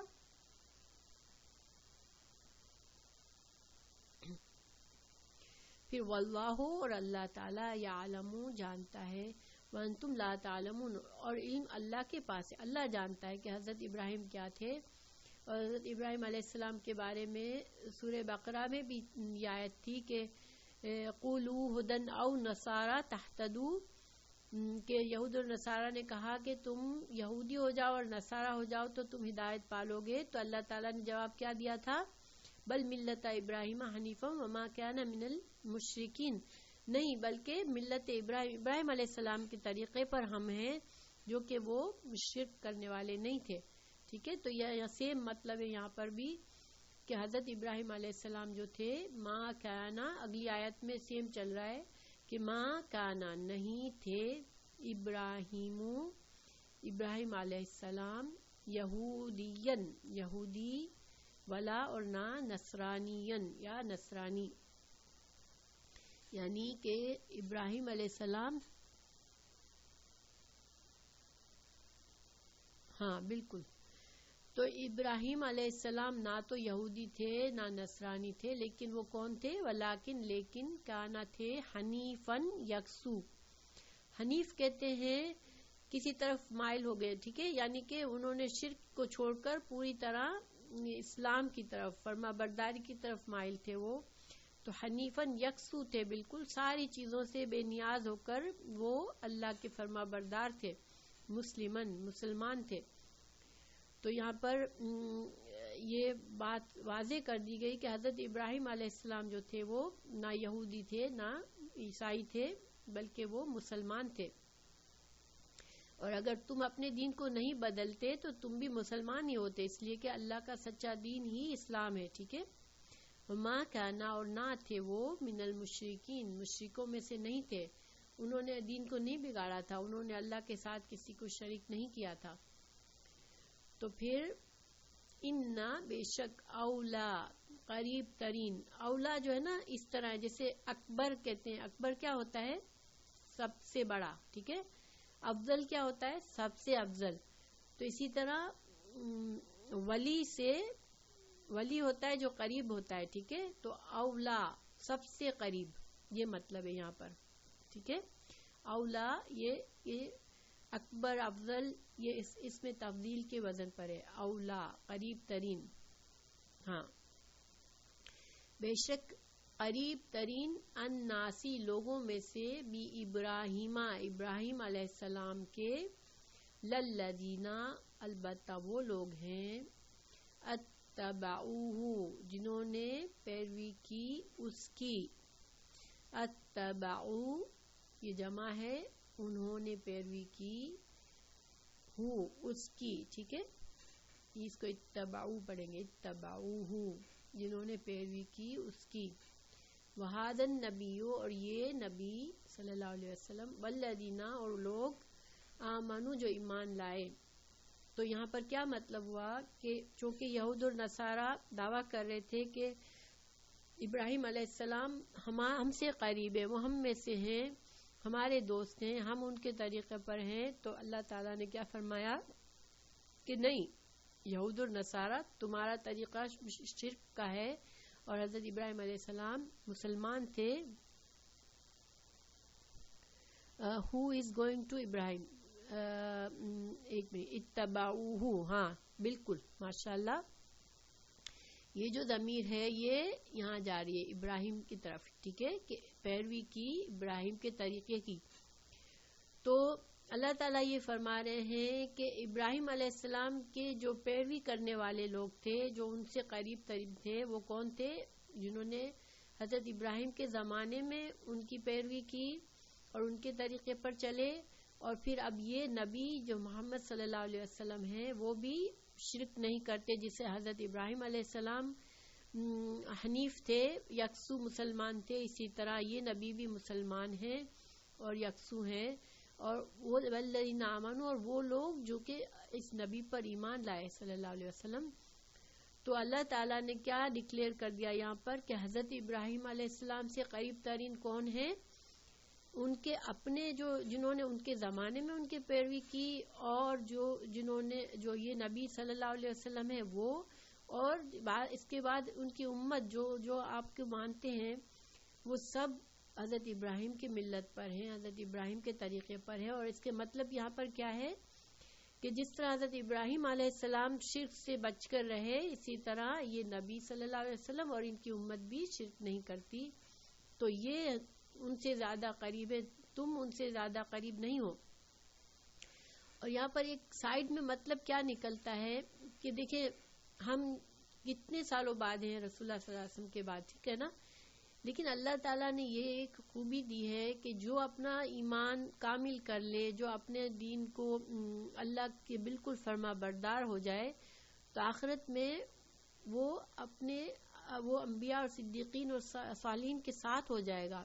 یعنی کہ دنیا میں کتنا بھی فاصلہ ہو، کچھ بھی ہو، لیکن آخرت میں وہ لوگ جو ایک طریقے پر چلنے والے ہوں گے، جو اللہ کے فرما بردار ہوں گے، اللہ کے سیدھے راستے پر چلنے والے ہوں گے، وہ آپس میں قریب ہو جائیں گے۔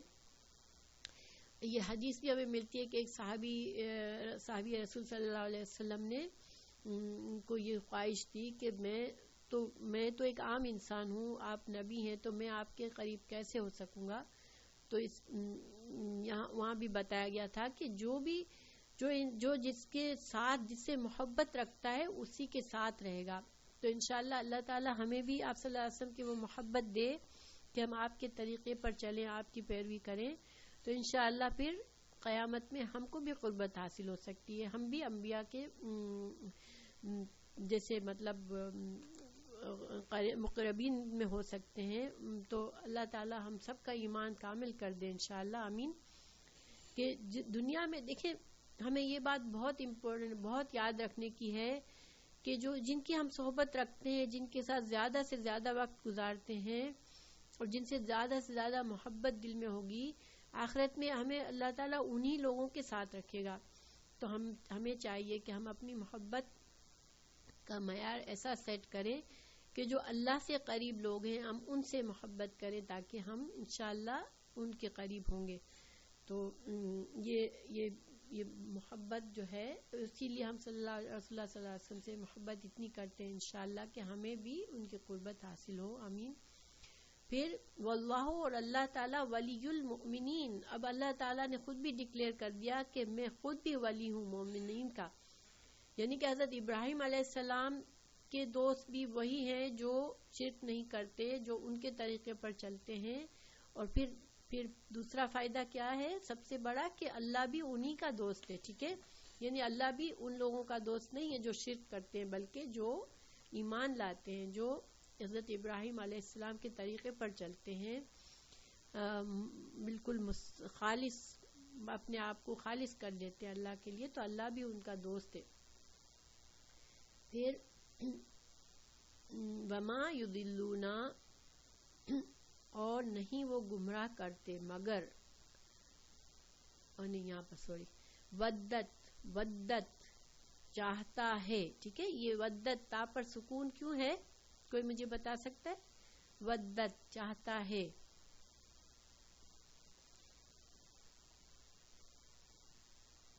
واو دال دال اس کا روٹ ورڈ ہے، اور یہ تا پر سکون فعل تو ہے، لیکن یہ فعل تا پر سکون ودا کیوں نہیں ہے، ودتو کیوں نہیں ہے؟ مؤنث ہے، ماشاءاللہ مؤنث ہے، اور یہ مؤنث کیوں آیا ہے؟ طائفتن کے لیے، ٹھیک ہے، طائفتن میں یہ تا مربوطہ ہے نا، یہ مؤنث لفظ ہے اس لیے۔ ودت چاہتا ہے، طائفتن ایک گروہ، ٹھیک ہے، اور یہاں پر اگر یہ مذکر ہوتا تو یہ ودا ہوتا، ٹھیک ہے، ودا چاہتا ہے، یا ودت کیوں ہے؟ مؤنث ہے، یہ طائفتن کی وجہ سے۔ چاہتا ہے ایک گروہ، من اہل کتاب، اہل کتاب میں سے، لو یضلونکم، کاش وہ گمراہ کر دے تم کو، یا کاش وہ تم کو سیدھے راستے سے بھٹکا دے، یا کاش وہ تم کو مسلمان سے پھر مشرک بنا دے، یا کوئی کچھ اور بنا دے، اسلام سے ہٹا دے تم کو۔ تو یہ جو اہل کتاب ہے ان کا ایک گروہ شدت سے کیا چاہتا ہے کہ کاش وہ تم کو گمراہ کر دے، اسلام کے راستے سے ہٹا دے۔ وما یضلون، اور نہیں وہ گمراہ کرتے، الا مگر، انفسہم اپنے نفسوں کو، انفسہم، انفسہم دو الفاظ ہیں، اپنے نفسوں کو، وما اور نہیں، یشعرون مگر ان کو، یشعرون شعور ہی نہیں ہے، شعور جو ہوتی ہے وہ بالکل باریک بین جس کو کہتے ہیں نا، باریک بینی یعنی کہ گہری سمجھ بوجھ جس کو ہوتی ہے کہ ایک اشارے سے بات سمجھ جائے۔ تو یہاں پر اللہ تعالیٰ فرما رہے ہیں کہ یہ جو اہل کتاب کا ایک گروہ اتنا حسد رکھتا ہے دل میں، اتنے ان کے دلوں میں بغض اور حسد ہے کہ تم مسلمان کیوں ہو گئے، کہ ان کی پوری خواہش اور کوشش ہے کہ وہ تم کو گمراہ کر دے تمہارے دین سے، لیکن اللہ تعالیٰ ان کی خواہش میں ان کو پورا نہیں اترنے دے گا، وہ اپنی ایسی خواہشات سے خود کو گمراہ کرتے ہیں، کیونکہ وہ تمہارا برا چاہتے ہیں، تو اللہ تعالیٰ خود ان کو ہدایت سے دور کر رہا ہے، ان سے توفیق چھین رہا ہے اللہ، کہ ان کو پھر توفیق ہی نہیں ملے گی، ایسے لوگوں کو توفیق نہیں ملے گی کہ وہ پھر خود حق کو قبول کر سکیں۔ تو دیکھیں جب یہاں پر زیادہ تر جو یہاں پر علماء کا یہ خیال ہے کہ یہ دونوں یہود اور نصارہ دونوں سے بات کی جا رہی ہے، دونوں میں ایک گروہ تھا، لیکن زیادہ کچھ علماء یہ کہتے ہیں کہ یہ چونکہ مدینہ میں زیادہ تر 3 قبائل یہودیوں کے تھے، اور جن سے رسول اللہ صلی اللہ علیہ وسلم اور مسلمانوں کا زیادہ واسطہ پڑتا تھا، تو یہ وہ لوگ تھے۔ بہرحال اہل کتاب کی طرف سے بات کی جا رہی ہے کہ ان میں سے کچھ لوگ تو اتنے زیادہ حسد کرتے ہیں کہ خود تو مسلمان نہیں ہوتے، لیکن وہ بڑی کوششیں کرتے ہیں، ایسے ایسے کام کرتے ہیں کہ کسی طرح سے وہ تمہارے اندر شک ڈال دے اور تم اسلام سے ہٹ جاؤ، ٹھیک ہے۔ تو لیکن اللہ تعالیٰ یہ فرما رہا ہے کہ یہ جو ہے ان کو یہ نہیں پتا، ان کو اتنا شعور نہیں ہے، اتنی گہری سمجھ نہیں ہے کہ یہ ایسی کوششیں کر کے خود اپنا ہی نقصان کر رہے ہیں، اپنے آپ کو ہدایت سے اور زیادہ دور کر رہے ہیں، ٹھیک ہے۔ اور یہ ایک حقیقت ہے کہ انسان جب حسد کرتا ہے تو حاسد خود بھی اپنے حسد میں جلتا رہتا ہے، وہ دوسروں کو تو نقصان پہنچاتا ہے شاید، لیکن اس سے زیادہ وہ اپنے آپ کو جلاتا رہتا ہے، اپنے آپ کو حسد کی آگ میں جلتا رہتا ہے۔ تو اللہ تعالیٰ یہی بتا رہے ہیں کہ یہ مسلمان جو سچی نیت سے مسلمان ہو گیا، ان کو تم کچھ نہیں بگاڑ سکتے، تمہاری یہ چالیں۔ پھر اللہ تعالیٰ اہل کتاب سے ڈائریکٹ بات کرے کہ اے اہل کتاب، لما کیوں تکفرون تم کفر کرتے ہو، بآیات اللہ اللہ کی آیات کا، انتم تشہدون اور حالانکہ تم گواہ ہو۔ یعنی کیا مطلب ہے کہ اہل کتاب سے کہا جا رہا ہے کہ تم کیوں اس نبی سے کا انکار کرتے ہو؟ کیوں اسلام کو قبول نہیں کرتے ہو؟ تمہاری کتابوں میں تم کو معلوم ہے، تم گواہ ہو، تم کو تمہارے انبیاء نے بتایا ہے، تمہارے پاس نشانیاں موجود ہیں رسول اللہ صلی اللہ علیہ وسلم کے سچا نبی ہونے کی، تو پھر تم کیوں نہیں مان لیتے ہو؟ تم کیوں کفر کر رہے ہو؟ پھر دوبارہ کہا گیا یا اہل الکتاب، اے اہل کتاب، لما تلبسونا، تم کیوں ملاتے ہو، تم کیوں حق کو جیسے تلبس، لبسا کا مطلب کیا ہوتا ہے کہ خلط ملط کر دینا، کچھ گڑبڑ کر دینا، یعنی کہ تم حق اور باطل کو اتنا گڑبڑ کر دیتے ہو، اتنا ملا دیتے ہو، حق والباطل، باطل کے ساتھ اتنا ملا دیتے ہو، اور تم تکتمونا، اور تم چھپاتے ہو، کتما سے ہے کہ جان بوجھ کر تم چھپاتے ہو، جس بات کو ظاہر کرنا چاہیے اس کو چھپاتے ہو، الحق کا حق کو، وانتم تعلمون، اور تم جانتے ہو۔ تو وہ کیا چیز چھپا رہے تھے اہل کتاب؟ کہ ان کی کتابوں میں جو صاف صاف باتیں تھی جس سے پتہ چلتا تھا، نشانیاں تھی جس سے رسول اللہ صلی اللہ علیہ وسلم کے سچا ہونے کی نشانیاں تھی، جس سے اس دین کا پتہ چل رہا تھا کہ ہاں یہ دین سچا ہے۔ اور اس کا نقصان کیوں تھا کہ دیکھیں عرب میں آپ کو پتہ ہے کہ یہودی جو مدینہ میں رہتے تھے ان کی بڑی عزت کی جاتی تھی، مشرکین جو بت پرست تھے ان کی بڑی عزت کرتے تھے۔ کیوں؟ کیونکہ یہ پڑھے لکھے لوگ تھے، ان کے پاس اللہ کی کتاب تھی، تو وہ ان کو ایک روحانی طور پر ان کو اپنے سے سپیریئر سمجھتے تھے، ٹھیک ہے؟ جو مشرک لوگ تھے وہ اہل کتاب کو اپنے سے برتر سمجھتے تھے، ان کو سپیریئر سمجھتے تھے کہ ان کے پاس تو اللہ کے نبی آتے ہیں، ان کے پاس تو اللہ کی کتابیں آتی ہیں، یہ تو بڑے پڑھے لکھے لوگ ہیں۔ تو اگر اس وقت جب رسول اللہ صلی اللہ علیہ وسلم آئے تو سب سے زیادہ ان کا فرض یہ بنتا تھا کہ وہ مشرکین کو بتائیں کہ ہاں یہ وہی نبی ہے جس کا ہم انتظار کر رہے تھے، تاکہ لوگ آسانی سے ان کی بات مان لیں۔ اور بہت سے لوگ ایسے ہوتے تھے کہ وہ یہ سوچتے تھے کہ یہ یہود و نصارہ کے ان کو رائے معلوم کرتے تھے کہ کیا تمہارے خیال میں یہ دین سچا ہے، کیا تمہارے خیال میں یہ نبی سچے ہیں، کیونکہ تم کو پتہ ہے ان چیزوں کا۔ تو وہ ان لوگوں کو صحیح بات نہیں بتاتے تھے، وہ چھپاتے تھے۔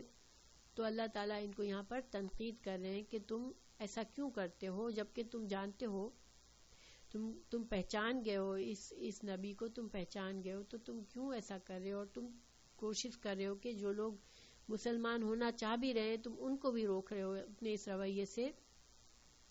اور یہ مضمون پہلے بھی آ چکا ہے سورہ بقرہ میں بھی۔ اور پھر وہ کیا تدبیریں کرتے تھے، ایک اور تدبیر کیا کرتے تھے، وقالت، اور کہا، طائفتن، ایک گروہ نے، من اہل کتاب، کتاب میں سے، اہل کتاب میں سے، آمینو، ایمان لے آؤ، بالذی، ساتھ اس چیز کے، انزل، نازل کی گئی، علی الذین، اوپر ان لوگوں کے،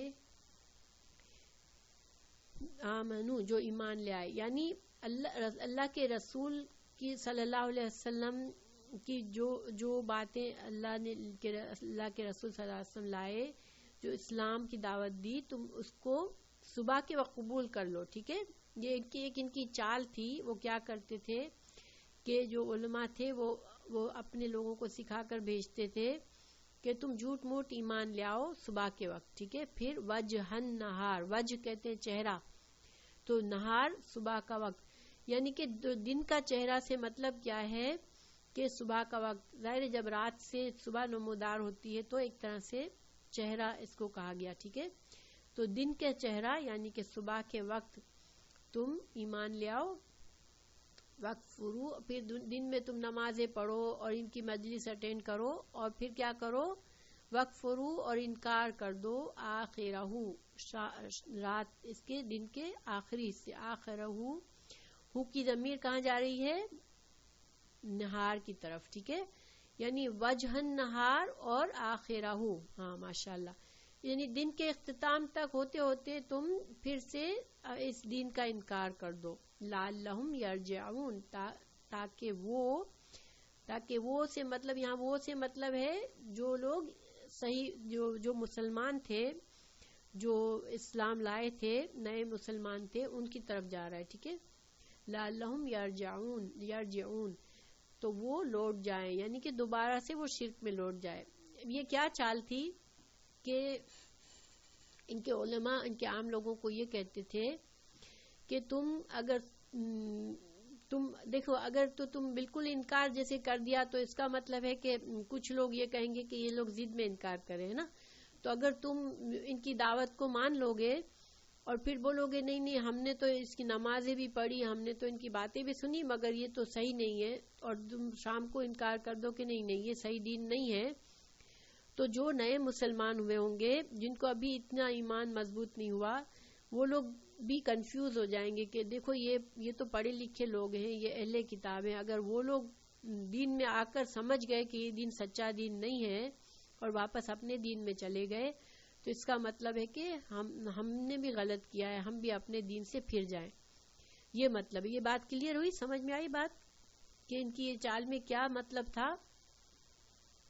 وہ ایسا کیوں کرتے تھے کہ تاکہ لوگ کنفیوز ہو جائے کہ یہ جو علماء لوگ ہیں جو دین کا علم رکھتے ہیں، اہل کتاب ہیں، اگر وہ اس دین میں شامل ہو کر انہوں نے جب نمازیں بھی پڑھی ہمارے ساتھ اور ہمارے ساتھ محفل بھی اٹینڈ کی رسول اللہ صلی اللہ علیہ وسلم کی، پھر بھی وہ پھر گئے کہ نہیں یہ تو صحیح دین نہیں ہے، تو اس کا مطلب ہے کہ جب انہوں نے ٹرائی کر کے دیکھ لیا کہ یہ غلط دین ہے، تو پھر شاید ہم کو بھی پھر اپنے دین پر ہی رہنا چاہیے، ہم کو بھی اپنا جو پہلے سے جو دین تھا اسی پر جانا چاہیے، ہم نے غلط دین کو اپنا لیا ہے.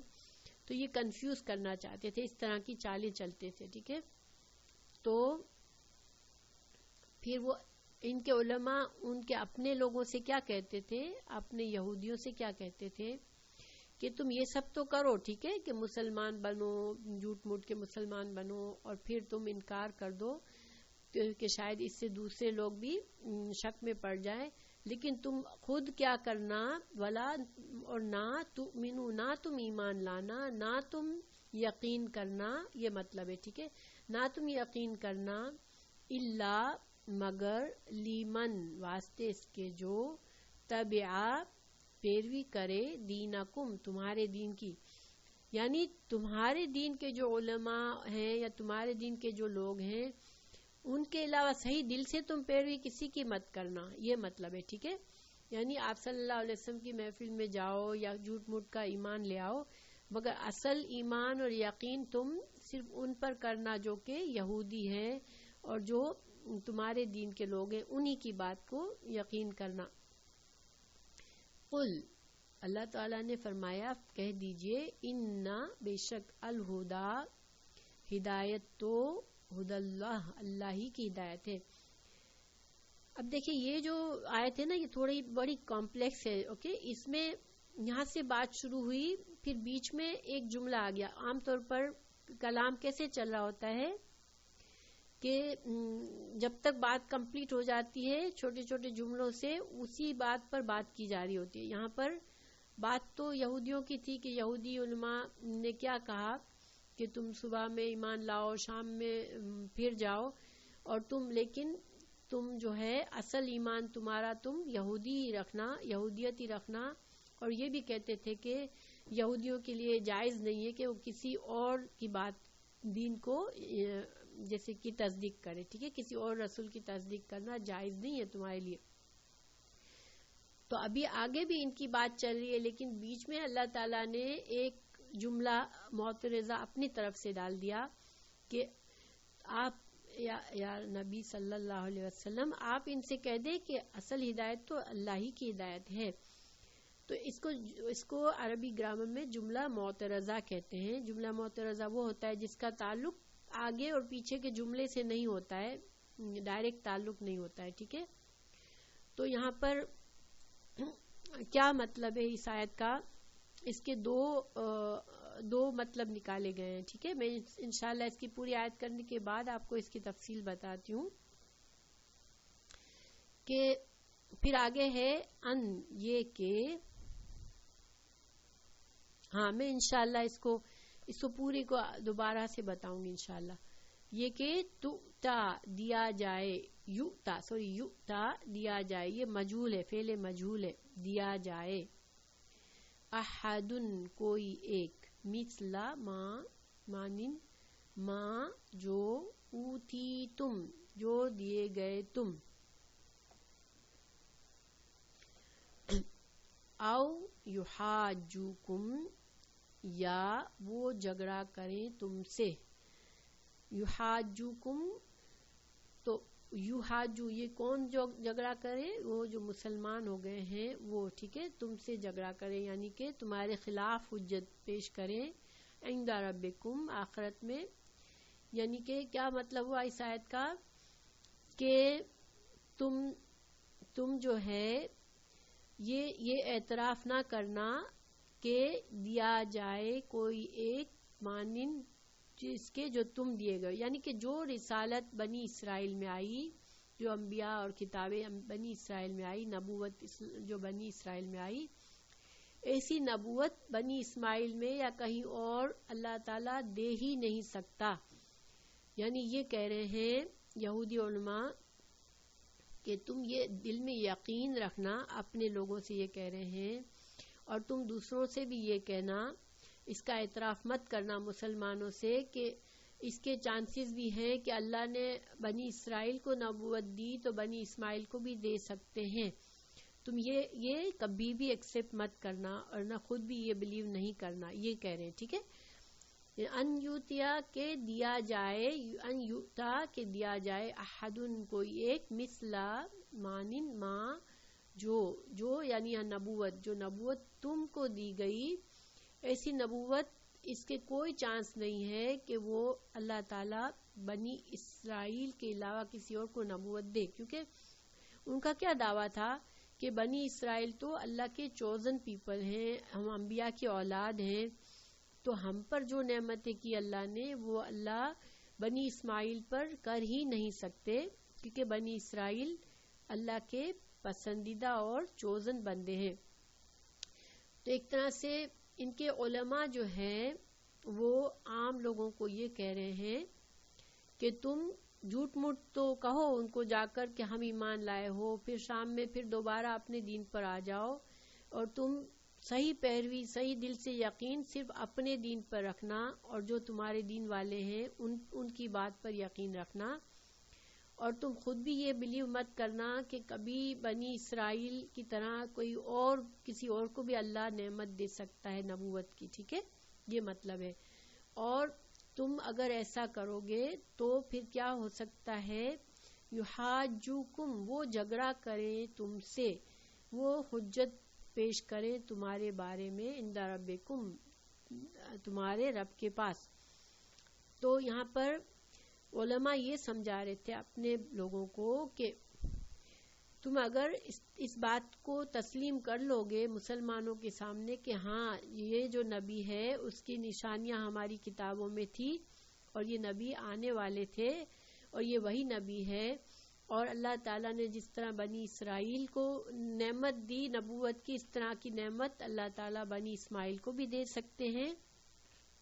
اگر تم نے یہ ساری باتیں مان لی تو پھر کیا ہوگا، ان سب باتوں کو ماننے کے بعد بھی اگر تم اسلام نہیں لاؤ گے تو پھر آخرت میں یہ مسلمان تمہارے خلاف گواہی دیں گے کہ اللہ تعالیٰ ان لوگوں نے تو خود ہم سے کہا تھا کہ یہ نبی سچے ہیں، ہماری کتابوں میں ان کے بارے میں سارے دلائل بھی موجود ہیں، مگر ہم پھر بھی نہیں مان رہے ان کی بات.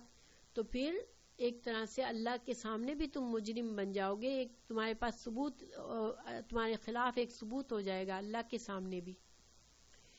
تو کتنی بیوقوفی کی بات ہے نا. یہ اہل کتاب تھے، ان کو پتا تھا کہ اللہ تو ہر چیز جانتا ہے، لیکن اس کے باوجود وہ اتنے اندھے ہو گئے تھے اپنی ضد میں اور حد درمی میں. اور جیسا کہ اللہ تعالیٰ نے پیچھے بھی فرمایا کہ اپنے آپ ہی کو گمراہ کر رہے ہیں ایسی جھوٹی باتوں سے.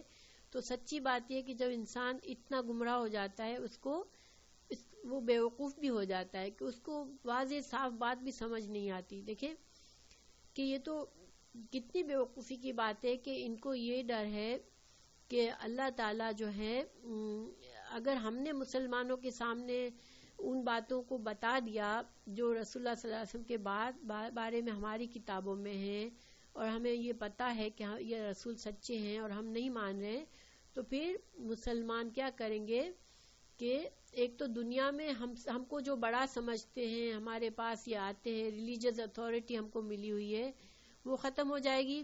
اور آخرت میں کیا ہوگا کہ اللہ کے سامنے یہ مسلمان کہیں گے کہ ہاں اللہ تعالیٰ یہ تو مجرم تھے کہ وہ ایمان نہیں لائے جانتے بوجھتے، اور انہوں نے کہا بھی تھا کہ ہم جان چکے ہیں مگر ہم ایمان نہیں لا رہے. ٹھیک ہے، یہ بات سمجھ میں آئی؟ یہ تھوڑی سی مشکل آیت ہے لیکن آئی ہوپ انشاءاللہ ہاں سمجھ میں آ گئی ہوگی. ٹھیک ہے، تو اسی وجہ سے اللہ تعالیٰ نے اس جملہ معترضہ کو بیچ میں ڈال کے کہا کہ یہ جو تم کہتے ہو کہ یہ نبوت صرف بنی اسرائیلی کے نصیب کی ہے، یہ بنی اسماعیل کو نہیں مل سکتی، تو اللہ تو اپنی ہدایت جس کو چاہے وہ دے سکتا ہے. اللہ ان الہدا ہدی اللہ، یہ ہدایت تو اللہ کی ہے، کسی بنی اسرائیل یا بنی اسماعیل کے نصیب کی نہیں ہے. اللہ تعالیٰ سچی ہدایت تو اللہ کی طرف جانے کا ہے. تو اس میں کوئی بنی اسرائیل ہے یا بنی اسماعیل ہے اس کے مطلب نہیں ہے. جس نے اللہ کے ساتھ شرک نہیں کیا، اللہ کو ایک مانا، اللہ کے نبی کی کوئی تصدیق کی، تو وہ اصل ہدایت ہے اور وہ اللہ ہی کے پاس ہے. اللہ جسے چاہے دے، اور جیسے کہ پیچھے بتا دیا گیا کہ وہ خود گمراہ ہوئے اپنے ان بری کوششوں کی وجہ سے. تو اللہ تعالیٰ نے یہاں پر یہ بات واضح کی. پھر قل آگے بھی اللہ تعالیٰ نے اسی بات کی تصدیق کی کہ کہہ دیجئے ان فضل بید اللہ، کہ فضل تو اللہ کے ہاتھ میں ہے، اور فضل یہاں پر نبوت اور ہدایت اور دین ہے. ٹھیک ہے، تو یہ جو نبوت دینا اور چنا ہوا منصب دینا، جیسے کسی کو عظمت دینا، یہ تو اللہ کے ہاتھ میں ہے. یؤتی ہی، وہ دیتا ہے، من یشاء، جس کو وہ چاہتا ہے. واللہ، اور اللہ واسع علیم، اللہ تو بہت وسعت والا اور علم والا ہے. تو مطلب کیا ہوا اس آیت کا کہ یہ جو تم سمجھتے ہو کہ بنی اسرائیل ہی کے نصیب میں تھی نبوت، اور وہی اتنے اعلیٰ اور عرفہ لوگ تھے کہ یہ نبوت اور یہ نعمت کسی اور کو نہیں مل سکتی، تو یہ تو اللہ کا فضل ہے، نعمت ہے کہ اللہ نے کسی کو چنا، اللہ نے کسی کو نبوت کے لیے یا ایسی امت بنایا کہ جو دوسرے لوگوں کو رہنمائی کا ذریعہ بنے.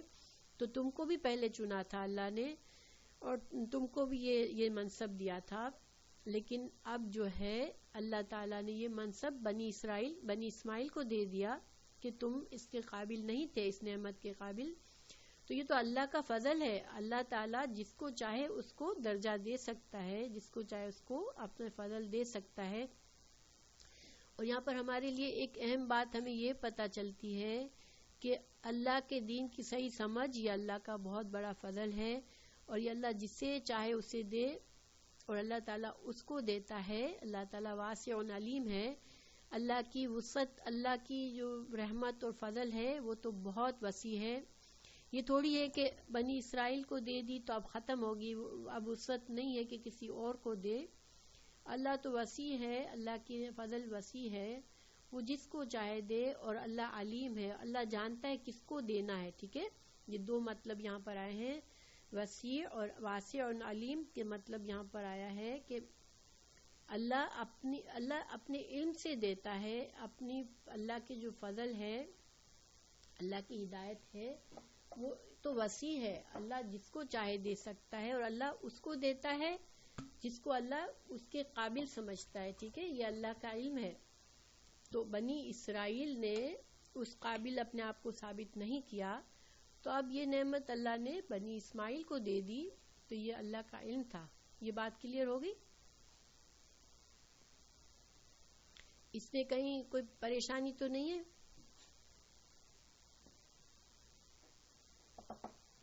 چلے الحمدللہ. پھر یختص، خاص کرتا ہے، برحمتہ، اپنی رحمت کے ساتھ، من یشاء، جس کو وہ چاہتا ہے. واللہ ذو الفضل العظیم، اللہ بہت فضل والا ہے اور بہت بڑا ہے. تو یہاں پر اللہ تعالیٰ نے رسول اللہ صلی اللہ علیہ وسلم کو خاص کر لیا اپنی رحمت سے. ٹھیک ہے، یہاں پر دو معنی ہے. اللہ نے اپنے پیارے نبی صلی اللہ علیہ وسلم کو اس عظیم نعمت کے لیے خاص کر لیا، نبوت کے لیے، اور اللہ تعالیٰ نے امت مسلمہ کو اس عظیم دین کے لیے خاص کر لیا۔ یہ جو منصب پہلے امت وسط کا اور امت چنی ہوئی امت کا منصب جو بنی اسرائیل کے پاس تھا، اب اللہ تعالیٰ نے بنی اسماعیل رسول اللہ صلی اللہ علیہ وسلم کی امت کو خاص کر دیا۔ اللہ تعالیٰ نے اس امت کو اب یہ نعمت دے دی ہے، اور اللہ تو اپنی نعمت جس کو چاہتا ہے اس کو دے سکتا ہے، خاص کر سکتا ہے۔ بالکل بالکل، واللہ ذو الفضل العظیم، اور اللہ جو ہے بہت بڑے فضل والا ہے۔ تو اللہ تعالیٰ جو ہے اپنی حکمت کی بنا پر فیصلے کرتا ہے۔ اللہ کسی کے حسد اور بغض اور کسی کی خواہش اور کسی کی طلب دیکھ کر اپنی نعمت کسی کو نہیں دے دیتا، کہ اگر یہ لوگ حسد کر رہے ہیں کہ ہم ابھی بھی ہم چنے ہوئے رہیں، ہم بڑے مرتبے پہ رہیں، تو یہ فضل تو اللہ نے تم کو دیا تھا۔ اب اللہ نے یہ امت مسلمہ کو یہ فضل دے دیا ہے، اور اب اس سے ہمارے لیے کیا ثابت ہوتا ہے کہ ہمارا کیا حق بنتا ہے کہ ہم اللہ کی اس نعمت اور اس فضل کا شکر کریں، اس نعمت کی قدر کریں۔ تو دیکھیں ہم اس نعمت کی قدر کیسے کر سکتے ہیں کہ جب اللہ تعالیٰ کوئی بھی نعمت دیتا ہے تو اس کے ساتھ ساتھ اس کی ذمہ داریاں ہوتی ہیں، ٹھیک ہے؟ کوئی بھی نعمت آتی ہے تو اس کے تقاضے ہوتے ہیں۔ تو اللہ نے یہاں پر ہمیں بتایا کہ اللہ نے ہمیں چن لیا ہے، ہمیں فضیلت دی ہے، ہمیں امت مسلمہ کو اللہ نے بنی اسرائیل پر فضیلت دے دی۔ اب تو اب ہمارا حق کیا بنتا ہے کہ ہم اس کو فور گرانٹیڈ لے لیں، ہم اس کو غفلت میں اپنی زندگی گزار لیں، یا ہم اس نعمت کا احساس ہمارے دل میں محسوس کریں۔ کیا صحیح معنوں میں واقعی ہم دل میں یہ محسوس کرتے ہیں کہ دن صبح اٹھے اور اتنا خوشی سے اٹھے کہ اللہ کا کتنا بڑا شکر ہے کہ اللہ نے ہمیں چنی ہوئی امت میں سے بنا دیا، اللہ نے ہمیں فضل دے دیا۔ ہمیں بہت احساس کے ساتھ ہم اٹھتے ہیں کہ ہم جب صبح اٹھتے ہیں، آنکھ کھولتے ہیں، ہمیں احساس ہوتا ہے ہم مسلمان ہیں، ہم صبح اٹھ کر نماز پڑھتے ہیں، وضو کرتے ہیں، تو ہمیں اپنے دل میں یہ احساس لانا چاہیے، وقتاً فوقتاً ہمیں یاد دلانا چاہیے خود کو۔ دیکھیں جب بھی زندگی میں اپس اور ڈاؤن آئے، جب بھی پریشانی آئے، جب بھی ہم ڈاؤن ہونے لگے، تو ہمیں اپنے آپ کو اللہ کی اس بڑی نعمت کو یاد دلانا ہے، تو جس اللہ تعالی نے خود کہا ہے کہ میری بے شمار نعمتیں ہیں، کہ اتنی ہے کہ تم گن نہیں سکتے ہو، لیکن میرا سب سے بڑا فضل اور سب سے بڑی نعمت یہ میرا دین ہے۔ تو پھر جب اللہ نے ہمیں یہ دے دیا، ہمیں اس احساس سے ہم اس دین کو لیں گے انشاءاللہ، تو ہمارے دل سے غم بھی نکل جائے گا، ہمارے دل میں جو بھی کمی ہوگی وہ دور ہو جائے گی انشاءاللہ۔ اور یہ ویسے بھی غم اور یہ جو محرومی کا احساس یا کبھی بھی دل پر آنے لگے، تو ہمیشہ ہمیں انشاءاللہ یاد رکھنا ہے کہ اللہ کی نعمتیں بے شمار ہیں، ہم اگر ان کو دیکھیں گے، ہم ان کو گننا شروع کر دیں گے، تو ہمارا غم ہمیں ہلکا لگنے لگے گا انشاءاللہ۔ اور اللہ تعالیٰ کو یہ پسند ہے کہ ہم اللہ کے شکر گزار بندے بنیں، کیونکہ اللہ تعالیٰ فرماتے ہیں کہ تم اگر شکر کرو گے تو میں اور بھی نعمتیں دوں گا۔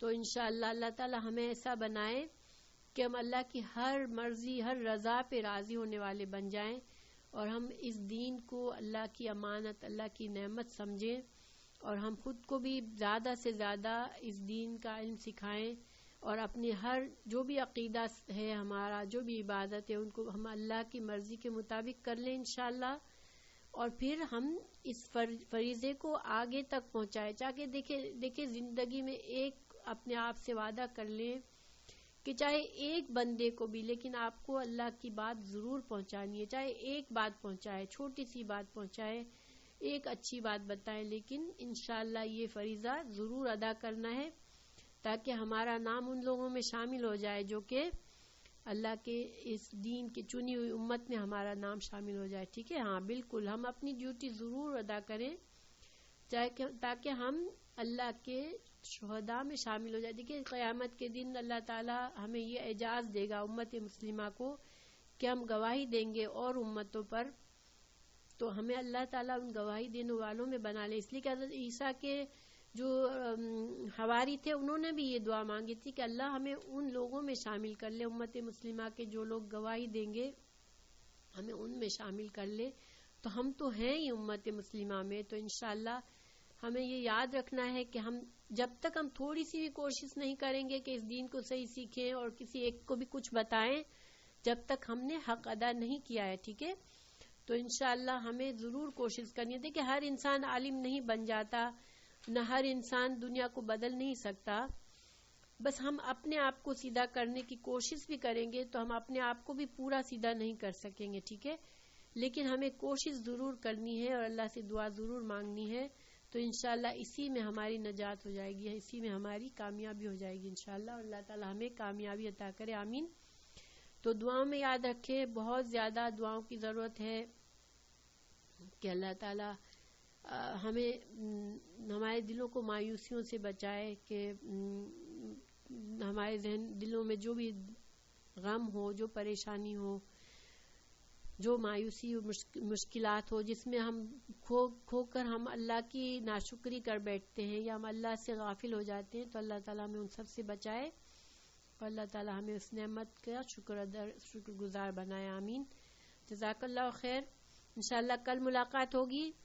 کل ہماری حدیث کی کلاس ہے اور سیرہ کی کلاس ہے, اس کو نہیں مس کیجیے گا انشاءاللہ, چونکہ اسی سے دین کمپلیٹ ہوتا ہے کہ ہم پورا راؤنڈڈ, ہمارا دین کب ہوگا, ہم دین قرآن اور حدیث دونوں کی طرف کو تھوڑی تھوڑی کوشش کریں گے انشاءاللہ, تو ہم ایک صحیح ٹریک پر آ جائیں گے انشاءاللہ مکمل طور پر, ٹھیک ہے. تو جزاک اللہ خیر. السلام علیکم. سبحانک اللہم وبحمدک, اشہد ان لا الہ الا انت, استغفرک واتوب الیک. السلام علیکم ورحمۃ اللہ وبرکاتہ.